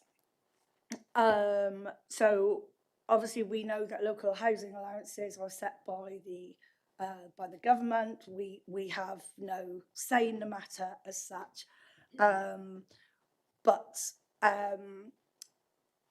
the rents that are currently charged in Plymouth in the private sector are significantly above the level of local housing allowances. So, for example, a 2-bedroom property in Plymouth, your local housing allowance is £673 a month, but your average rent is actually £850. So straight away, an individual on universal credit has a significant amount of money to make up from their benefit. So I am coming to my question bit, don't I? So that's kind of like the background to it. Have we sent any communications at all to the housing minister or whichever minister that deals with this? Might be the DWP minister, I'm not sure. But has any communications been sent to perhaps lobby for increasing the local housing allowances? I know they went up by like £25 a month last year, but £25 a month against a shortfall of £175 a month is kind of like a penny in the jar. Obviously, in terms of our budget, that is something that doesn't hit our budgets. We have an offers and asks approach to government. So across themes, we have things that we're saying we can help you with, but we need help from you on these things. Local housing allowance is something that we are consistently in there. So we don't write an explicit letter necessarily, though we do join in campaigning, but it is something that is on our continual drumbeat of communication with government departments, that we need more LHA, and we're not alone in saying that. Councillor Murphy. My question is to Councillor Penberthy. The new housing development for the Dell Centre and Douglas House in Efford are all going to be affordable rents with 2 specially adapted disability bungalows. Are there any plans to deliver more housing developments like this across the city? Yeah, and I think Douglas and Dell are fantastic examples of redundant council stock, and certainly in terms of Dell, asbestos-riddled stock that we couldn't do anything with, where we've been able to secure government funding to clear sites. We've been out to the market. A local housing provider has picked them up and is coming up with a really good scheme. I know they've been talking to you, about to go to consultation. If planning and everything else goes to time, this time next year, both will be on site. So that is really good, but it gives you a sense of timetable. We're already 2 years into this. There's another year before we get on site, another year to completion.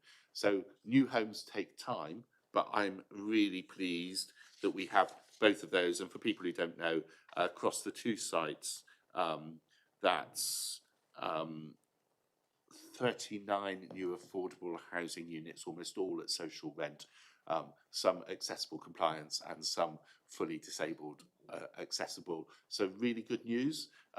Yes, we have more and we are working on them. So, you know, whether it's support for big schemes like the one at King's Tamerton or Bath Street, or smaller schemes across the city, the Plan for Homes sites are out there. We are marketing, we're working with, you know, hopefully Plymouth Community Homes will be on site at the Windmill Car Park site, which we gave planning permission to last year within the next 6 to 9 months, which will be good news. So there are more, we're doing more. We know the only way we can tackle homelessness ultimately is by providing more homes that people can afford in the city.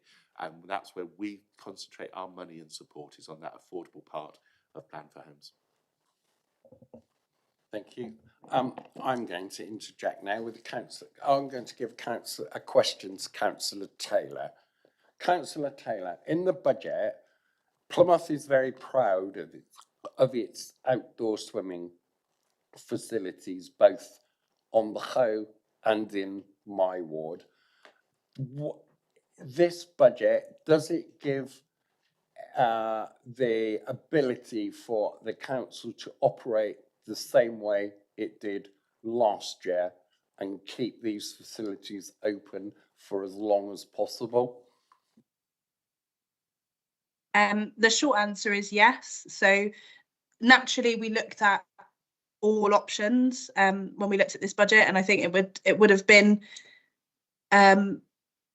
easy, I think, to have sat here and said, "Oh, we'll take some money from there. We'll charge for that. We'll do that." But actually, I think there's a much larger social value on some of those facilities than there is a financial value. So we've protected Mount Wise pools; they'll remain free. I feel quite strongly about that as I grew up in Devonport, and that was, it's a thing that I did as a child for free. And I think we should continue to allow that to be possible for other children. That's slightly separate to how we might be able to expand our offer at places like Tyneside.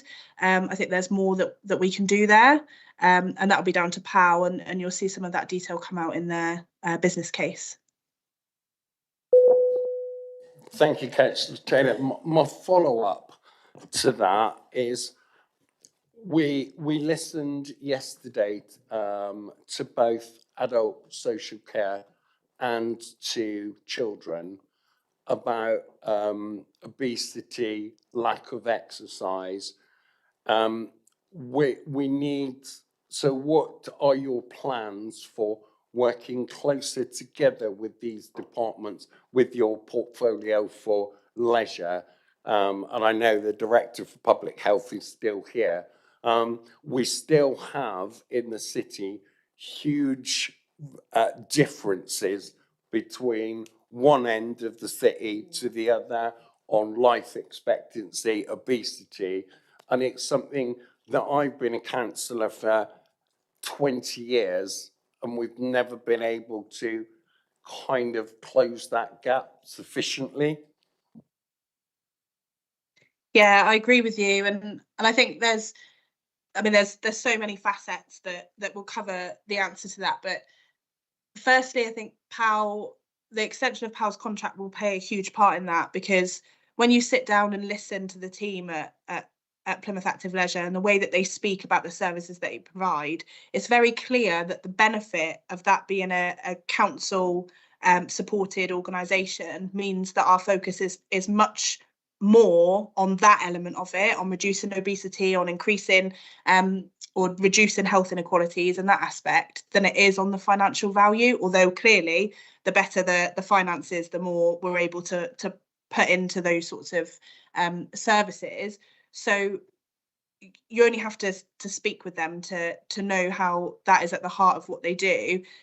But clearly, that also needs to be at the heart of the agendas of all of the other partners in the city that we have less control over, and who have sport and leisure, at the centre of their business models, but may not have the same social value. And I think that some are much further along that journey than others. So we work incredibly well with organisations like the YMCA down in Honiton Lane, with Argyle and the Argyle Trust and Albion. They all clearly have that social value element at the centre of what they do, which allows you to use that commercial revenue and benefit to put it back into the communities that we serve. Not everybody has that. That's not to say they don't want it. It's just that some people, it's harder the smaller you are, and the more niche you are in the services that you provide. So I think we have a job to do to expand the opportunities for others to play a part in that. We don't have to provide everything. It's not just our responsibility to improve those outcomes, although clearly we play a massive part. But actually it's for all organisations who want to play a part in the sport and leisure scene, should have that at the very heart of what they do, because ultimately that saves everybody money, as well as improving the outcomes for people, particularly those in the poorer and more deprived parts of the city. Thank you. I'm going to move to the next one. Councillor Ricketts, it's over to you. Thank you, Chair. I've got some questions for Councillor Penberthy. You were praising the Labour government, and you like to do that. And you said you were getting exactly what you've been requesting. Did you request an £809,000 reduction to the homelessness grant? I was talking about the work we had been specifically asking for, which was early announcement and long term.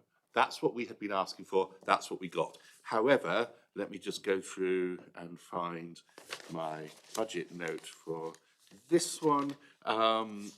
So in terms of the grant, we've received a consolidated grant which includes the homelessness prevention grant, rough sleeper prevention and recovery grant, and the domestic abuse new burdens. It's a 3-year settlement that puts us in a much better position for planning and ensuring service continuation. When all grants have been consolidated, it is shown like that there is a £0.809 million shortfall for next year. That is because last year, in the homelessness prevention grant and recovery grant, or the rough sleep prevention and recovery grant, we received one-off funding in that grant programme of £856,000 as one-off funding. So if you were to say we have lost 809 on last year's figures, but last year's had a one-off input into it, we're better off than we were. Though on paper it looks like we're worse off because the previous year we didn't have that £856,000. So this is not about us having a cut overall, it's a rise overall, but last year in that fund we had a one-off injection, as did every other authority responsible for homelessness in the country, to meet the pressures that we were facing at that point. So it's about the way that budgets work, but I am grateful that our baseline this year, compared to our baseline last year, without that one-off funding, is a rise, not a fall, despite the fact that it looks like a fall. Just to follow up, I think you're doing a bit of gymnastics there with your accounting. It's pretty, in our papers, it is what it is. But on the serious note of how we're going to rectify that on this important issue, it does say on the next page, page 29, that there is almost an identical homelessness demand, which includes the inflation, which is around the same figure. How are we going to mitigate that as a department? Previously, these grants came in as one-off external grants. This year, they have been rolled into our core funding. And our core funding has all of that, but we can use it as we wish. The council is choosing to spend as much of that core funding this year as we did last year from within grants, and that is shown in the tables. We've also shown an additional just over £700,000 worth of growth to reflect the fact that we have more people coming through the front door.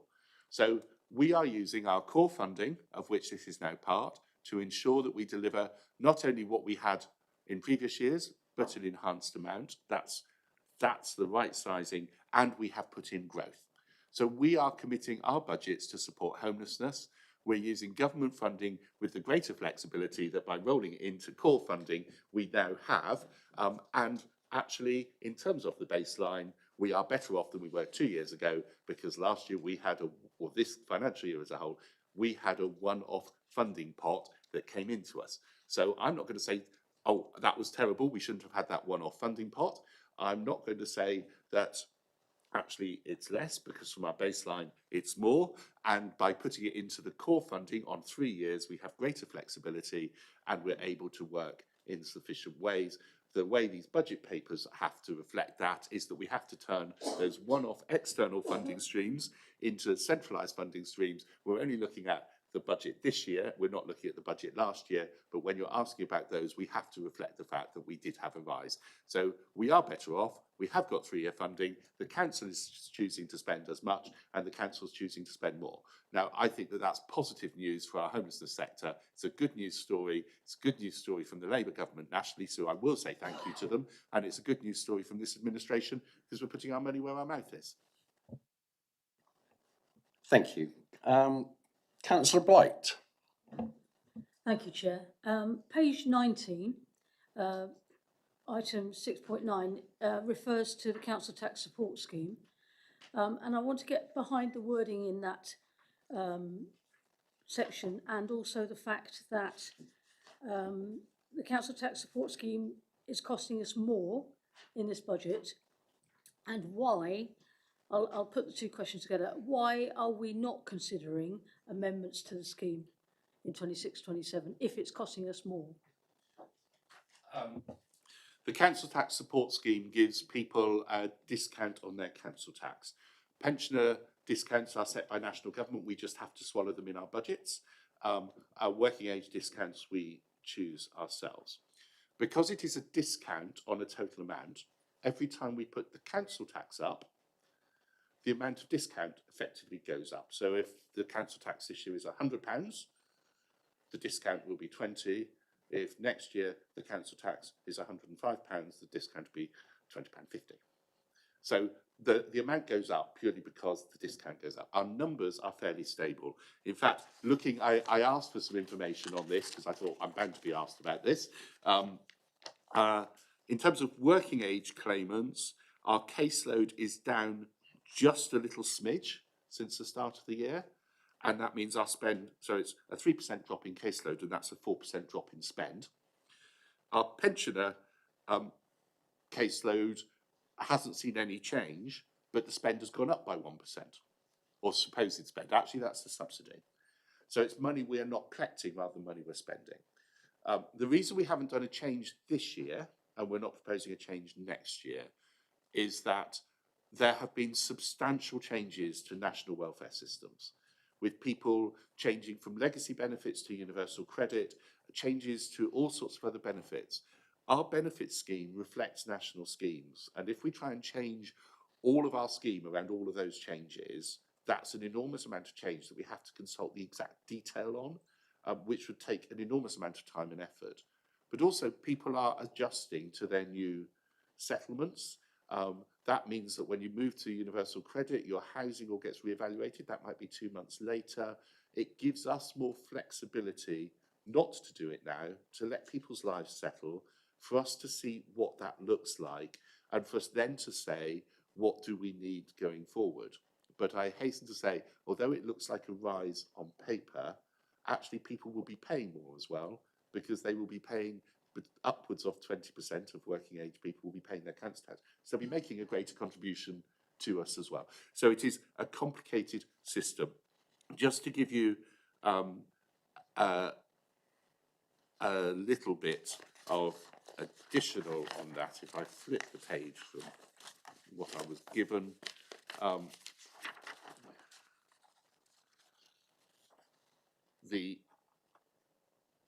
this has been something that's been going on since 2013.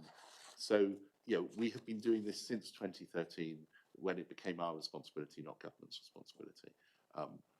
We have set our limits. We look each year in advance. Next year, we will potentially be consulting on changes for the following year. So we have to consult over the summer. We have to do a full consultation process. There's a long lead in. So we might do it for the following year, but at the moment we've not done it for the next year. We made that decision this time last year. Thank you. And a supplementary to that, in terms of our statistical neighbours, are we, generous is the wrong word to use, but are we as generous as our neighbours, or do we support as well as they do? There's all much of a muchness. We've done some extras, so we do more for war widows than others do. So we've put some bits in that others haven't, which reflect the city. We're all at roughly the same levels of discount. Some are a bit more, some are a bit less. but everyone's got a slightly different system. Some do it on exact income, some we've done it on bandings, which actually means that there's a chance for someone's income to go up or down a little bit week to week without having to continually reapply. So that makes a big difference. Actually, it'll be easier for us to see once all of the changes to national benefits have worked through the system. This year, we have seen a 95% drop in claimants related to legacy benefits as they've all switched to universal credit. It's easier for us to manage the universal credit bit, so that will also change the way we think about it, and it will be changing the way other people think about it, because if they've just got an income level thing, there are people now saying, oh, do we need to move to more like Plymouth is doing? So there is so much change and fluctuation, it's really difficult to say, but yes, at an 80% or up to 80% discount, we're more generous than some, less generous than others, but it felt about right, so we moved to that a number of years ago. Councillor Rainsford. Thank you, Chair, and thank you, Councillor Penberthy, for responding to the question from Councillor Ricketts on homelessness, because I was going to pursue that as well, not least because I think the percentage of people coming forward in need of a home, those with domestic abuse backgrounds, is significant in our city, and so the fact that that grant is all rolled in together just to make sure they've got safe accommodation, I think it's important. My question, though, Chair, is for Councillor Taylor, if I may. There were huge cuts a few years ago to the front-facing services, and some of that has been reinstated. What can you tell us about the emphasis that you are putting on within this budget on getting those front-facing services to a point where members of the public, when they call, whether it's a weekday, whether it's an evening, whether it's a weekend, whether it's Christmas Day, will be able to reach a person if they need to? Thanks, Councillor Rainsford. I think there's two elements to the question. I know that I've picked up some queries from you around the out of hours service, and I think it's fair to say that we were that there was some issues with the out of hours service when we wouldn't have expected them to be, and those are being investigated. What I would say on that note is that is unusual. Ordinarily, we don't have any issue getting through to the council during out of hours because the system is quite well set up. But what it does allow us to do is have the opportunity to look at that again and make sure that it still works now at a time where clearly people access the council in different ways. On the wider issue of front-facing services, I've had a lot of conversations since I took this portfolio around the difference between the council offering services which are good and the council offering services which appear to be good. And I think we all know, particularly as politicians, that the reality and the perception of the council are often two very different things. I'd like both to be good, but I think it's also fair to say that sometimes people's perception of the council falls a bit short of the reality of the services that we provide. So there's often quite a lot of noise on social media about our call times, when actually our call answering times across the board are pretty good. There are clearly some, well, very good actually. In December, over 98% of calls answered in a reasonable amount of time. But clearly in those figures are teams which are struggling a little bit more, and those are often the services naturally that have more people contact them, and so therefore a longer wait time or poorer service is often causes a bit of an issue. I'm keen to change the conversation slightly to look at the value that people get out of their interactions with the council, so their ability to call with one problem and have all of their problems solved that they might not even know they have, and that reduces their need to then call us again in a week or 2 weeks' time. I think we offer very good customer service, but clearly there are areas where it is lacking, and that's one of the key areas that I want to dive into. With Si as the new Chief Operating Officer, I think we've got a very good opportunity to look with a fresh pair of eyes at the service that we offer to residents, whether that is online, on the phone, or in person. I don't know if Si wants to add to it. I know Si is very passionate about having a look at our structures in a different light, given his professional background. So I'll let him come in. Yeah, thank you very much. I think the fundamental shift is that we have to make a fundamental shift. And I think we can either take an approach which is kind of incremental, just looking at kind of improvement day by day, month by month, or think where do we wish to shift to put our residents at the heart of our experiences and understand their needs. There's been a lot of work that's been done over previous years to understand kind of that resident voice of what their complaints are, what their issues are, what we need to do. And I think we've got to kind of mobilise that into a strategy. And so the first thing we've got to do, working with Councillor Taylor, is to develop our customer service, customer experience strategy. And that's work we'll be taking forward in the kind of first quarter of this coming financial year as part of our wider transformation programme. And then to turn that strategy into kind of development plans that are going to have an effect. But I think we've only got so much resource, and we've really got to target where that resource is used. Some of that actually is a technological development. So again, working with Dell, working with our partners, and actually looking at other authorities to see what's possible, to not settle for just normal, to settle actually we make a leap in our customer experience and customer service. So that will be in the strategy, and we're already doing some kind of first work, potentially looking at other authorities in the southwest of how they do their business. But I think we've got to fundamentally shift that. So I think this next financial year will be part of that fundamental shift. Really looking forward to working with Councillor Taylor, working with cabinet members and actually with other councillors to hear the concerns of residents and trying to drag that forward into our strategy to make sure we can deliver for the people of Plymouth. But my key point is we've got to make a strategic shift in what we do and how we do it. Thank you both. That was extremely interesting, and it's clearly something, Chair, that the strategy ought to come before scrutiny at some point. Thank you. Councillor Penrose. Thank you, Chair. May I ask Councillor Pember the question about homelessness and then ask Councillor Taylor something in her field? Is that all right? Thank you much.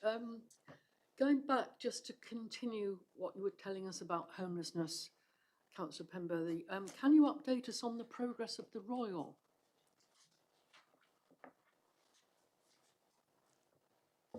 Thank you. Yes, and we did go to Homes and Communities Scrutiny Panel in October on this, but a substantial amount of work has been done by council officers as well as staff and volunteers in our partner organisations, mostly with charities and social enterprise. And the link, if you go to the last scrutiny report, you'll see the scale of that. Since we purchased the Royal Building, several things have happened that have changed the landscape of temporary housing in Plymouth. With our partners, we were successful in bidding for a total of £6,436,016 of capital money from the Local Authority Housing Fund Round 3. And the Supported Housing Accommodation Programme delivered an additional £2,867,185 of revenue funding to support residents living in that scheme.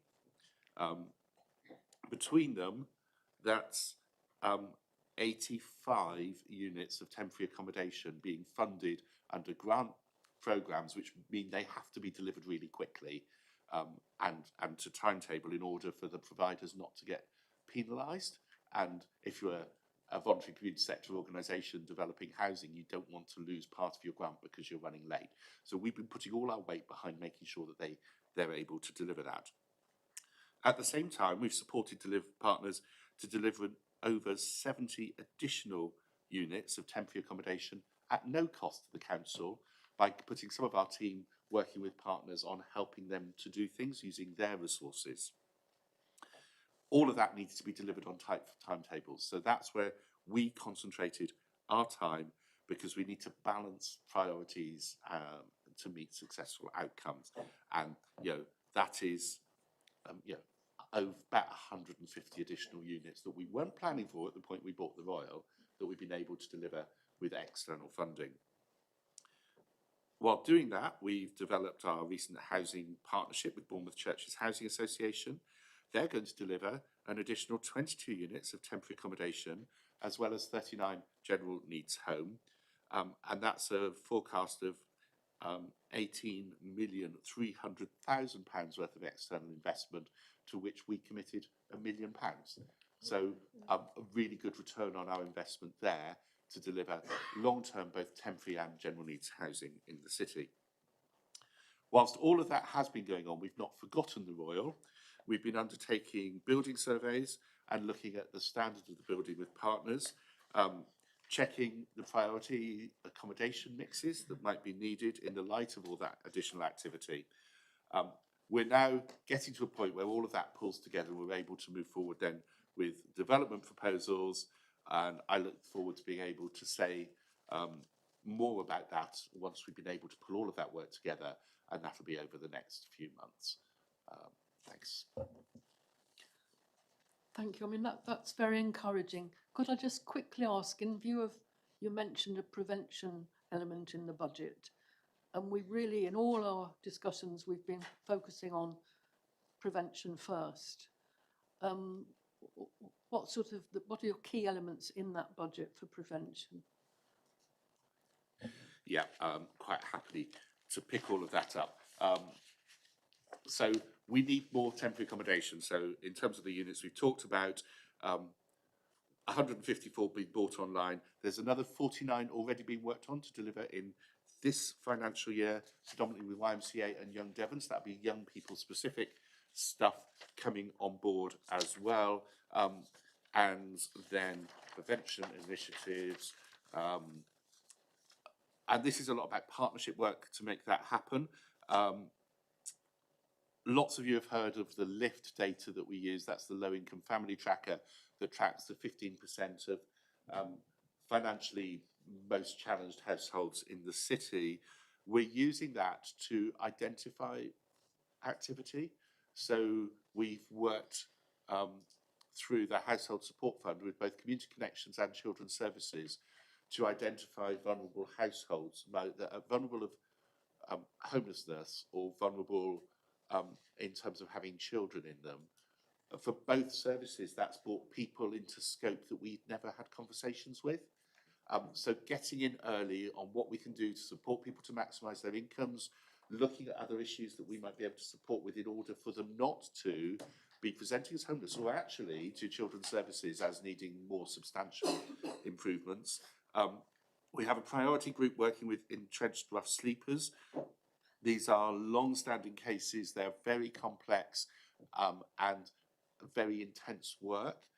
That's actually about trying to prevent ongoing rough sleeping, but supporting people to be able to sustain long-term housing solutions. Those aren't quick fixes, they're long-term. We're working on an early help service to bring support to families at the earliest point. So we're really encouraging people to talk to us early, and there's a lot of work happening on that. And we're also working with families in temporary accommodation to speed up their move into permanent accommodation, but accommodation that they can securely occupy on a long-term basis, not end up potentially in the spiral they were in before that brought them into temporary accommodation in the first place. So just 4 examples there of programme work on top of the work to provide more accommodation. So it's working with people before they become homeless, working with people as they're homeless, and sorting out temporary accommodation so that they're not in short-term pay by night, but in longer-term temporary. Ultimately, the solution is to build more homes that people can afford. Thank you very much. Right, I'm just going to interject for 1 second. We are now entering our last half an hour of questioning. I've been very tolerant this afternoon with people asking multiple questions. I'm going to ask if going forward we ask our questions to the Cabinet Member, we'll have a supplement, and then if we've got time, we will come back to further questions. I agree, Councillor Penrose, you may have a question to Councillor Taylor. So off you go. Thank you, Chair. Reading all the material we've got, we were shocked. Well, I was shocked when I realised that cybersecurity is the biggest risk we face, and you mentioned that. So looking at your mitigations, I just wondered if you could tell us a little bit more about what this cybersecurity board is. I mean, is it up and running? Who's on that? And then I'm really I agree with all you're saying about that, but the final bit about tracking and mandating compliance looks a bit draconian. So are we actually at the point where you're going to be doing what you say and removing rights to access? Is it getting that bad? Thank you. So I'll let Pete answer the technical questions, because I'm sure he's been sat there desperate to answer some techie questions. But on the draconian point, I take the point, Councillor Penrose, and I think the challenge that we face here is that ultimately we can invest, and we do invest, a huge amount of money, a huge amount of money in keeping our system safe in the council. That goes towards things like software, so the software that we use and that staff use, monitoring, testing, management, and licenses, and a large proportion of that is made up of money for licenses.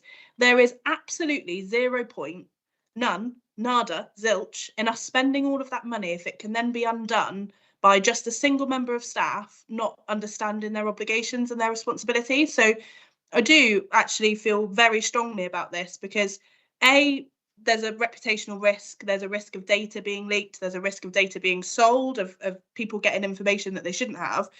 Clearly that brings a reputational risk, but ultimately we're spending an awful lot of money for that to just be undone by people whose only ask of them is to do some online training. And I don't feel that is particularly onerous if you do it when it's sent. They only take 10 minutes. If you let them rack up, then yes, you might be there for quite some time. But I mean, I have made a joke about sending Pete Honeywell to collect laptops in the middle of the night. I'm not 100% serious about that, but I'm not unserious about it, because actually there will come a point where if you are a risk, a cyber risk to the local authority, then there is probably no option but to take your equipment away. I'm not saying that that's what we're going to do, but if we reach a point where the risk is very clear and it's an individual and they're potentially causing a huge amount of cyber security and reputational risks to the local authority, then I wouldn't rule it out. But maybe it'll be me that'll go and collect the laptops rather than Pete. But I'll let Pete do the technical. Councillor, you asked about the Cyber Security Board that we've described in the mitigation. That is up and running. It's a joint forum, meets monthly. It sits with both DELT and Plymouth City Council membership on it. And as Councillor Taylor has talked about, it reviews the strategic risks that we face from cybersecurity and then works through the mitigations that we need, including investment in new tooling or new techniques, or indeed draconian implementation of removal of people's access rights in the event that they're not following their cyber training. I think, if I may, just to reinforce what Councillor Taylor was saying, and I'm very grateful to Councillor Taylor for the support she's given, we cannot underestimate the threat we face from cyber attacks. We should consider ourselves to be at war, and that is advice not from me to you, it's advice from the National Cyber Security Centre based on what happened to Marks and Spencer's, Co-op, Jaguar Land Rover et al. Last year. Right, the threat is enormous, and we're seeing threats against us on a daily basis.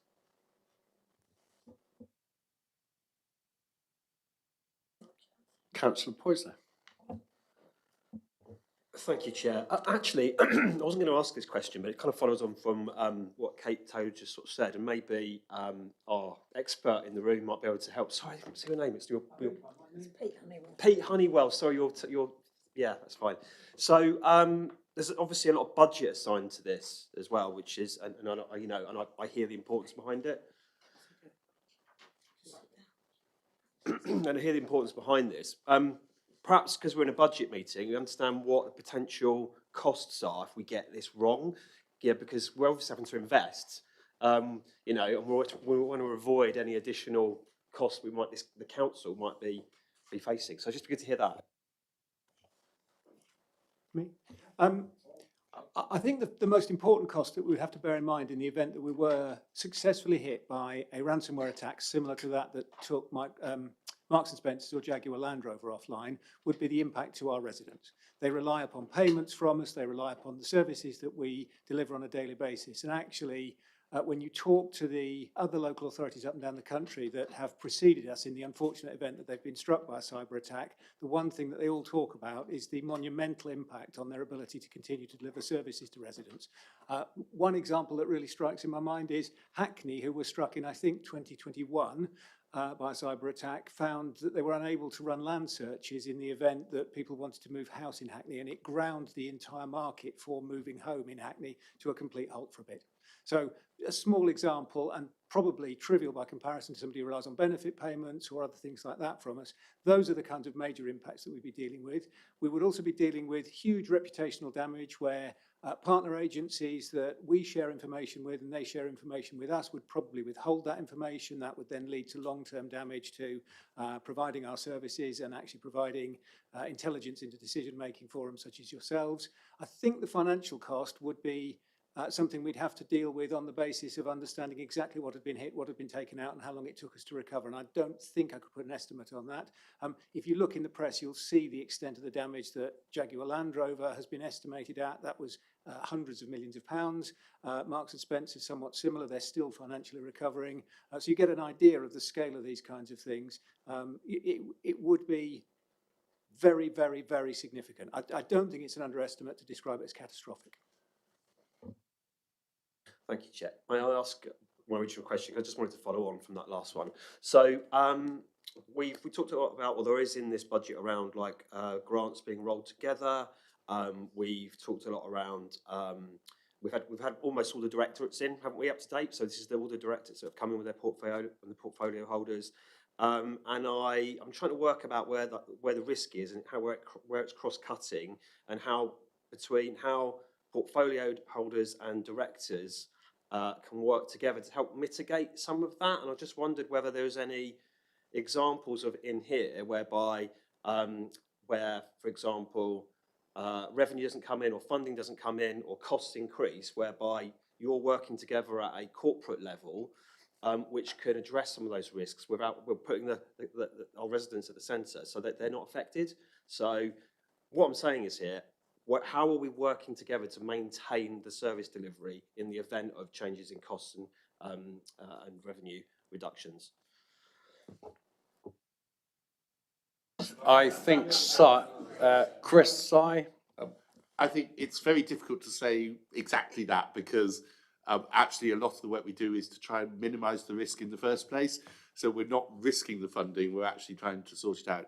If we look at things like the Low Income Family Tracker and the work we do in partnership through Thriving Communities, we have had to come up with data share agreements, which means we have to make sure that people like Plymouth Energy Community, Improving Lives Plymouth, and Citizens Advice Plymouth, who are our key partners and are part of that system, we're able to do the data sharing safely. So it's not only about us looking at our systems, but how do we share data safely across Revs and Bens, community connections, children's services, and then how do we serve? So we're actually not only looking at our own services, we're also looking at our partner services because we need that information from DWP through third-party providers. So it's really complicated web. So it's not about we haven't had, but if we hadn't had all those things in place, we would have been less effective at getting older people the pension credits they needed because we wouldn't have been able to data share. So it's more about the fact I think we're really open and continuously aware of the need to manage the risk in the projects that we develop rather than saying we haven't got something because it's gone wrong. So from my perspective, in terms of those Grant and me a sort of coming together and how we work in partnership, that's been really key throughout all of this. And it's the protocols we've developed over the last few years mean that we're really confident going forward. I think Kate's got her hand up. I think Si's got his finger on the button, so I'll let others go join in. Okay. Kate, I'll go to you, then I'll go to Si. Thanks, Mark. I just wanted to add that one of the key things that will do exactly what Councillor Poyser has just said is advances in things like AI and data and the technological changes, because one of the things that we need to be better at as in general, and it's not just us, it's local authorities anywhere, it's making better use of the data that we have on people, and being able to use better advanced technology will allow us to to look at our residents and say, right, for example, if somebody has fallen behind on their council tax payments, they are likely going to have X, Y, or Z issues as a result of that. So it might be to do with their rent payments, or their housing, or their NHS, missing NHS appointments, whatever it is. We often the way that we look at data is not methodical enough to make links between those data sets, and that's where technological advances can really help.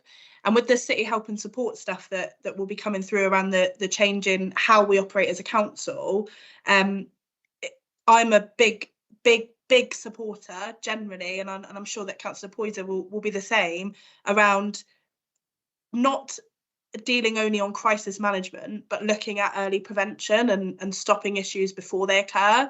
The way that local government has historically been funded, and particularly over the last decade and a half, has meant that it just isn't possible to invest as much money as you would want to invest in early intervention, because you need that money to deal with the crisis in front of you. But if you turn the model on its head and change the way that you look at those big four issues that we're funding as a council, but B, everything else that we do, and how we can link in all of that AI and technology, and how you can free up staff time by using AI here and allow the human element to be distributed here. All of those things can contribute to a total overhaul in the way that we as a council operate, which allows money to go into early intervention.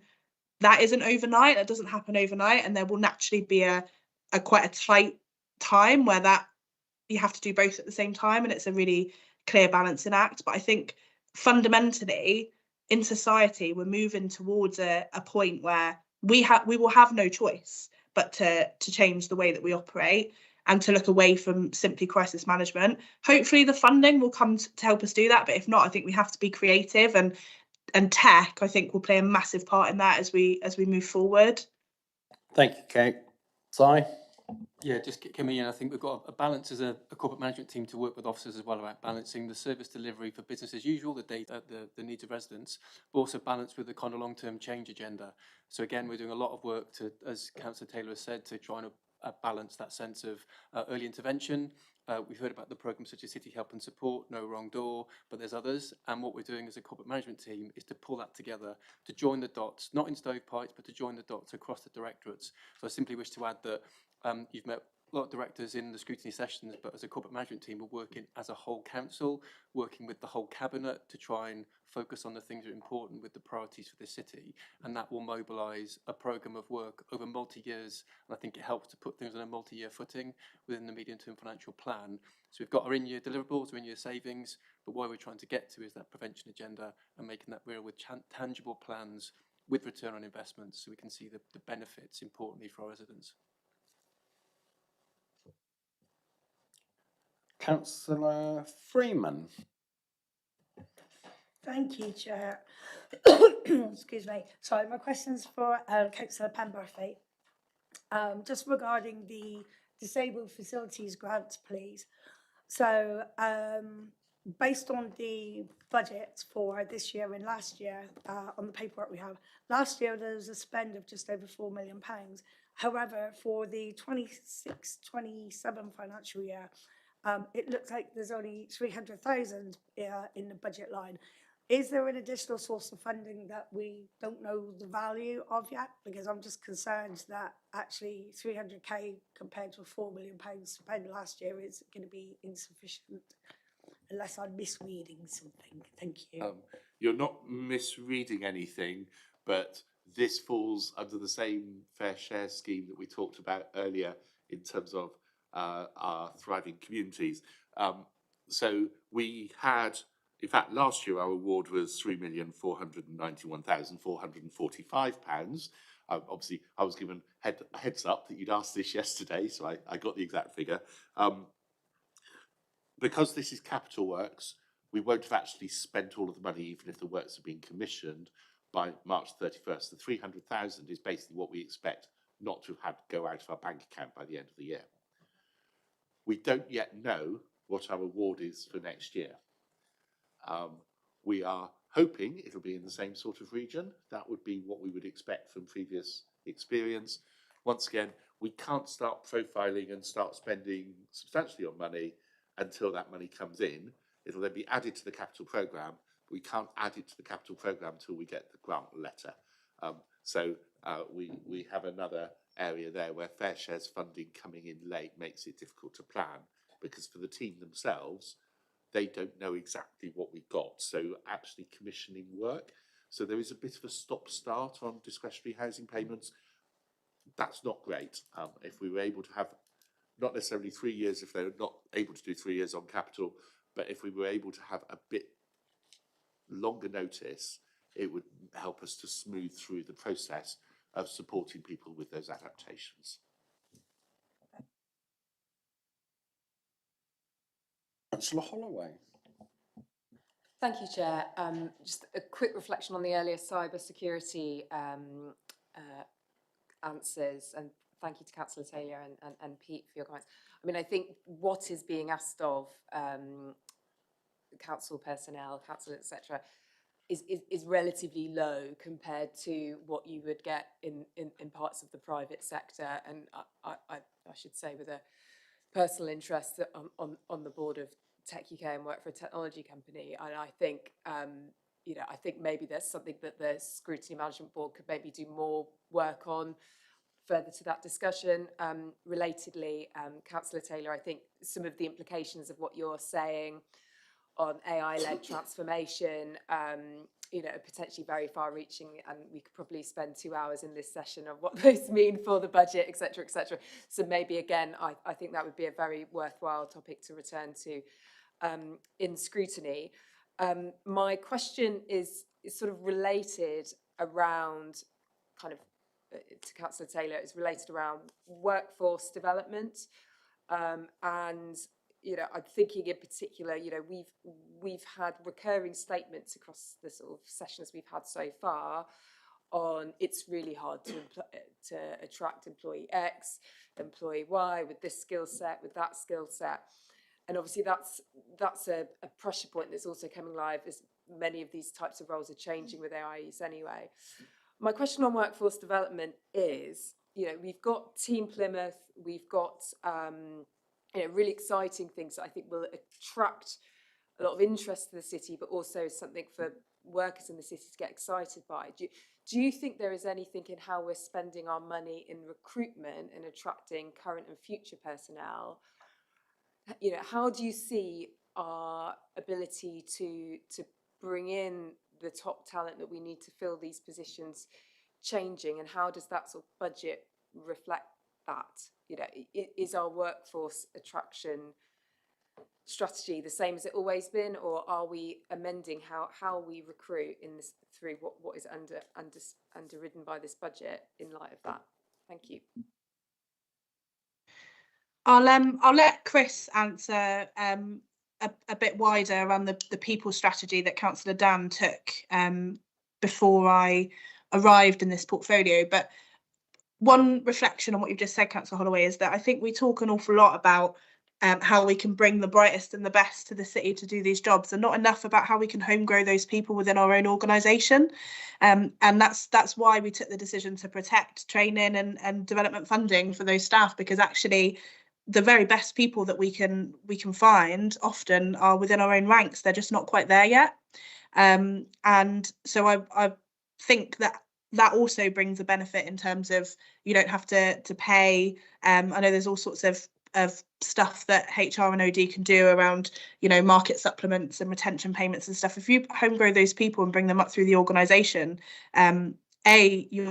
you're keeping those skills within the council and they don't go off to within the private sector or further afield. But there's also clearly a financial benefit to keeping those people within the organisation. But I'll let Chris answer around the people strategy, which was Councillor Dan's paper, which should answer a lot of your questions. Thank you, Councillor Taylor. Yes, a few things there. We have launched a new people strategy that was approved by Cabinet in December, and that very much recognises the challenges facing us in Plymouth and the opportunities from the investment in Devonport, with £4.5 billion going in there. But the challenge then around, we're anticipating 25,000 more jobs in the city than people of working age. So that's a real challenge to local government, which is not the highest payer in the country. There are national issues around a lot of local government professions as well, and there'll be members in the room who sit on the Chief Officer Appointments panel who will really recognise that some of the difficulties we face around appointments to key roles and attracting a pool of talent. In terms of developing our own and attracting new people in, there's a couple of things there. We have a really, really good approach to apprenticeships in this organisation. So we have an apprenticeship levy around about £550,000 a year that we spend. And we haven't shipped any money back to the Treasury for nearly 2 years now, I think. And on top of that, recognising the challenge of digital data and artificial intelligence, we have launched our Digital Academy. So we're on cohort 2 now of that. So these are apprenticeships. And because we spend our apprenticeship levy, we've actually had levy transferred to us from private sector. So we've had about £1.5 million offered to us from Microsoft and Google to develop digital and data apprenticeships in the organisation. So some really, really exciting things happening there. So that is absolutely growing our own. Linked to that, last year we launched a programme of management and leadership development within the organisation. So we launched 2 levels, so level 5 and level 3. We had 100 managers on the level 5 programme, 60 aspiring managers or new managers on the level 3 programme. Cohort 1 of the level 5 has finished, they've graduated. We've just started another level 5 programme. These are volunteers. I haven't got through to those who haven't stepped forward yet. So we've got another 100 sign up for cohort 2 of our management and leadership work. So that's kind of 260 people bringing through the organisation for future leadership positions there. Then linked to attracting new talent, what we really have to major on, I think, over the coming years is what I might call our youth strategy, our youth policy. We know that it's very clear in our reports, the age profile of the organisation is at the higher end, speaking as somebody in that category. So we kind of say 50% of our workforce is aged over 50. So actually, what are we doing in terms of attracting school leavers, college leavers, university graduates into the organisation? So we've been reaching out, we have kind of an outreach function, working with schools, colleges, bringing work experience students into the council twice a year. So a really good approach to that as well. Then linked to, again, some of the more strategic issues there, we are part of what we call the civic engagement agreement. So working with Babcock, Plymouth Uni and the hospital around the workforce implications of what we call the Babcock Challenge, Devonport Challenge. So there is a strategic element there. Can I ask, I think that's all great. Do you think you've got enough in the budget to support your ambitions on that? I think there are 2 answers there. I'd always like more but I can also turn around and say, well, do you know what? In the past 12 months, we've committed to and or spent over £2 million on staff development, if you count the apprenticeship levy funding in there as well. So we have pots of money in different directorates for staff training and development. We have a central pot as well. We are doing things differently in terms of our approach to management and leadership. So a lot of it is growing our own inside my department to deliver these programmes and less reliance on external companies as such. We bring in expertise as and when we need it, of course, but actually that's working pretty well at the moment. Thank you. If we could share the details of the Digital Academy, that would be really useful to see, as well as the strategy that I must have passed me by in December, for which I apologise. That would be great. Thanks for your answers. Councillor Ricketts. Thank you, Chair. I've got a few questions. I mean, I might be squeezed here because the length of preambles and answers has been extraordinary today. But on the house building programme that, Chris, you're familiar with, you've come to my scrutiny panel, we have a serious problem with house building, as you know, and that some of the figures are on page 174. We've got the last figures were like the worst house building programme for like 30 years. Are we putting enough finance into this? Is 10.5 million for Plan for Homes enough to get off the floor and get growing again?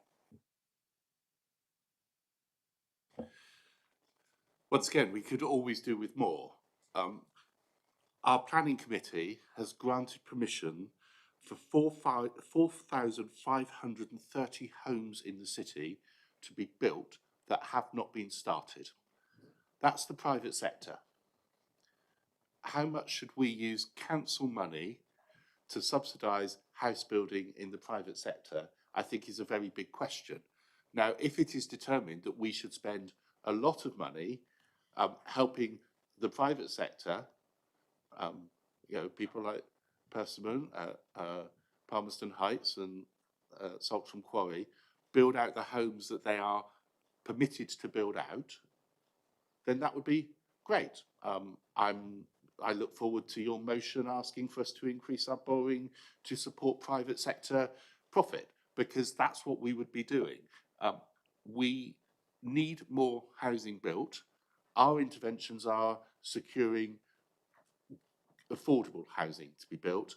That's where we have prioritised our money, because we don't have enough money to do everything.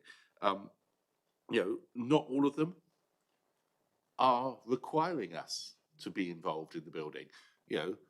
Southway paper mill site, Plymouth Community Homes, because of all the other investments we've been doing, have been able to take that one forward themselves without asking us for stuff. Others we have to substantially support, and we will continue to do that. Yes, give me more capital and I will spend more capital, but the reality is I look to the private sector to deliver the homes that they have applied for planning permission for. And we will continue to work with people like the Plymouth Housing Development Partnership, who are working to secure money from other sources. We are gap funding and making schemes happen that otherwise wouldn't happen. So we are bringing houses forward through our investment. We're not a developer ourselves. We've worked that one out. We've tried it and succeeded, but worked out that it's not what we're best at. In total, across everything with work that's going on, I am assured by Paul that we have a total of £31,035,000 worth of investment in housing, which is on table 22, page 40 of the Scrutiny papers, already in our budget. So, we might only have £10 million in plan for homes, but in this budget, we're talking about £31 million worth of investment in homes. I think, look, you've acknowledged this position as well as I have. 220 dwellings, or whatever it was. Last year, I'm sure, you praise your government. I'm sure you'll be lobbying them as well for economic stimulus to improve the situation. I do have if I can keep the flow, I'll be quick. On the empty home side of things, on page 68, we were talking about how departments work together for the greater good. There's 350,000 allocated there, which is great. We want to support our, getting our empty homes back into use. So we're working with, say, children's services to support the most vulnerable into housing there, because it's been a bit of a hot topic at the moment with how we're doing things there. Have you been in liaison with Jemima about homes for vulnerable children? We liaise with lots of people. There's the agreements we have with owners of homes on empty homes, if they take borrowing from us, is that one of the conditions is it goes into our temporary housing stock, because that gives the owners a longer term, but gives us a window where we use it on a temporary basis. It depends on the empty home. Every single home is different, but we do have a small pot of money which we're able to lend to top up or ensure that empty homes come back into use. Normally, that actually goes to support temporary accommodation managed by Plymouth Homes for Let.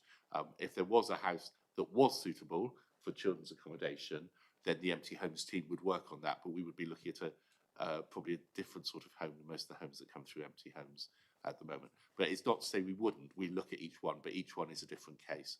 And the normal agreement with the landlords is that that's the option they want. So we are working across departments, but that's the way that most of it focuses at the moment. Put it on record. If you could do that, I'm sure that you'll pick these things up after scrutiny as a recommendation. Have I got any time for anything else, or just? No, I've got, because I had one more to get in before time, and that was if it's quick, I'll come back to you, Councillor Rainsford. Mine is a quick one. It's about trading standards, and this might be Councillor Hayden, but it's a very quick question, which an officer can probably answer. I couldn't find a line in the budget which said where the level is this year. Are we sustaining the level of investment in trading standards, because they're vital in terms of keeping customers, consumers safe? Steve, over to you. Luckily, it's not my birthday, so I'm still here. Yes, so we are sustaining the level of funding into trading standards. I think it doesn't appear so significantly in the documentation because we commission trading standards from Devon County Council, so they deliver on our behalf. We don't run it in-house. Councillor Ricketts, you've got a very quick one. Quick one, because it did come up on yesterday as well, and it is another hot topic as such. It's to do with and Chris, you have been under a bit of criticism on this issue with the West Hoe, the wall situation there, and you've allocated £500,000 to that. Are you confident that you're on top of things now and you'll be able to take that forward? Can I have a very succinct answer, Chris, please? Yeah, we're confident that we have budgeted money available, and that's partly the work we already had and partly our contingencies we hold for exceptional circumstances. So yes, and the work is coming on well. Okay, I've just had a signal that Councillor Penrose that we missed at the top table, so I apologise. Councillor Penrose. Thank you. I'll try to be quick. It is related to a question Councillor Ricketts just raised before, and you did answer, Councillor Penberthy, but if you look at our priorities and you look on the first page and it's about housing, we say the housing delivery is slowing and unlocking the stalled developments is key to targets. Now you answered that, and I understand the private sector, and I understand it's a national problem, it's a global problem. Administrators go bust, they can't afford the materials, there's not the skills. But given that it's such a problem, have we got a group thinking about it? I mean, I believe some places are charging council tax on the houses that would have been built. Are there any tricks of the trade that we could use to get these to it's the last thing on that first page. It's the key to meeting targets. So is there anything we can do? Thank you. I think we'd probably hit an absolute outcry if we were to say we charge council tax on an undeveloped home, because the difference between planning consent and start on site can, just because of finalising those final bits of the supplementary bits that have to go through planning and getting to contract, can take quite a long period of time, and that would just up the cost of developing. So we'd probably have more stalled sites or less planning applications, and we don't want either of those. We have just released some work to ease through, not change planning conditions, but to support small SME developers in the city to develop new sites. We've listened to what they've asked. We're smoothing the planning process. We've also got every single planning site in the city, which is stalled, has a planning officer and a housing delivery team officer attached to it, working with the developers, trying to push it along. Where necessary, I visited sites as well and had discussions. So we're taking it on a case-by-case basis, and we are actively case managing every single site that is stalled in the city. And I think that's a credit to Paul and his team, because on top of all the other planning work, doing that as well is a big piece of work. But we're doing everything we can do, short of buying the sites and building them ourselves, and we're not in a position to do that. Thanks, I appreciate it. Thank you. I would like to just thank Councillors Hayden, who's gone, Councillor Taylor and Councillor Penberthy for their presentation and answering our questions to the best of their abilities. What I would say, and I've said it to everyone, so you all need to hear this again, going forward, there's going to be some key decisions that you as Cabinet members are going to have to make in a challenging environment. We've got a load of experience around the table in scrutiny chairs and panel. We would welcome any pre-decision scrutiny We're here to be your critical friend. Gary's nodding because he's heard this about 3 times now. So please bear us in mind when you've got big major projects coming that you would value our help in. So thank you very much for today. Councillor Taylor, go and get well, or go and do whatever you're doing in the wood, and enjoy the rest of your holiday. Thank you. Thank you. Right, on the members, that concludes the end of the budget scrutiny. We have got another session in a minute where we can do a mop up or any suggestions. I am going to suggest we take a 5-minute break because I want to go to the loo. Yeah. And then we'll come back in a minute, all right?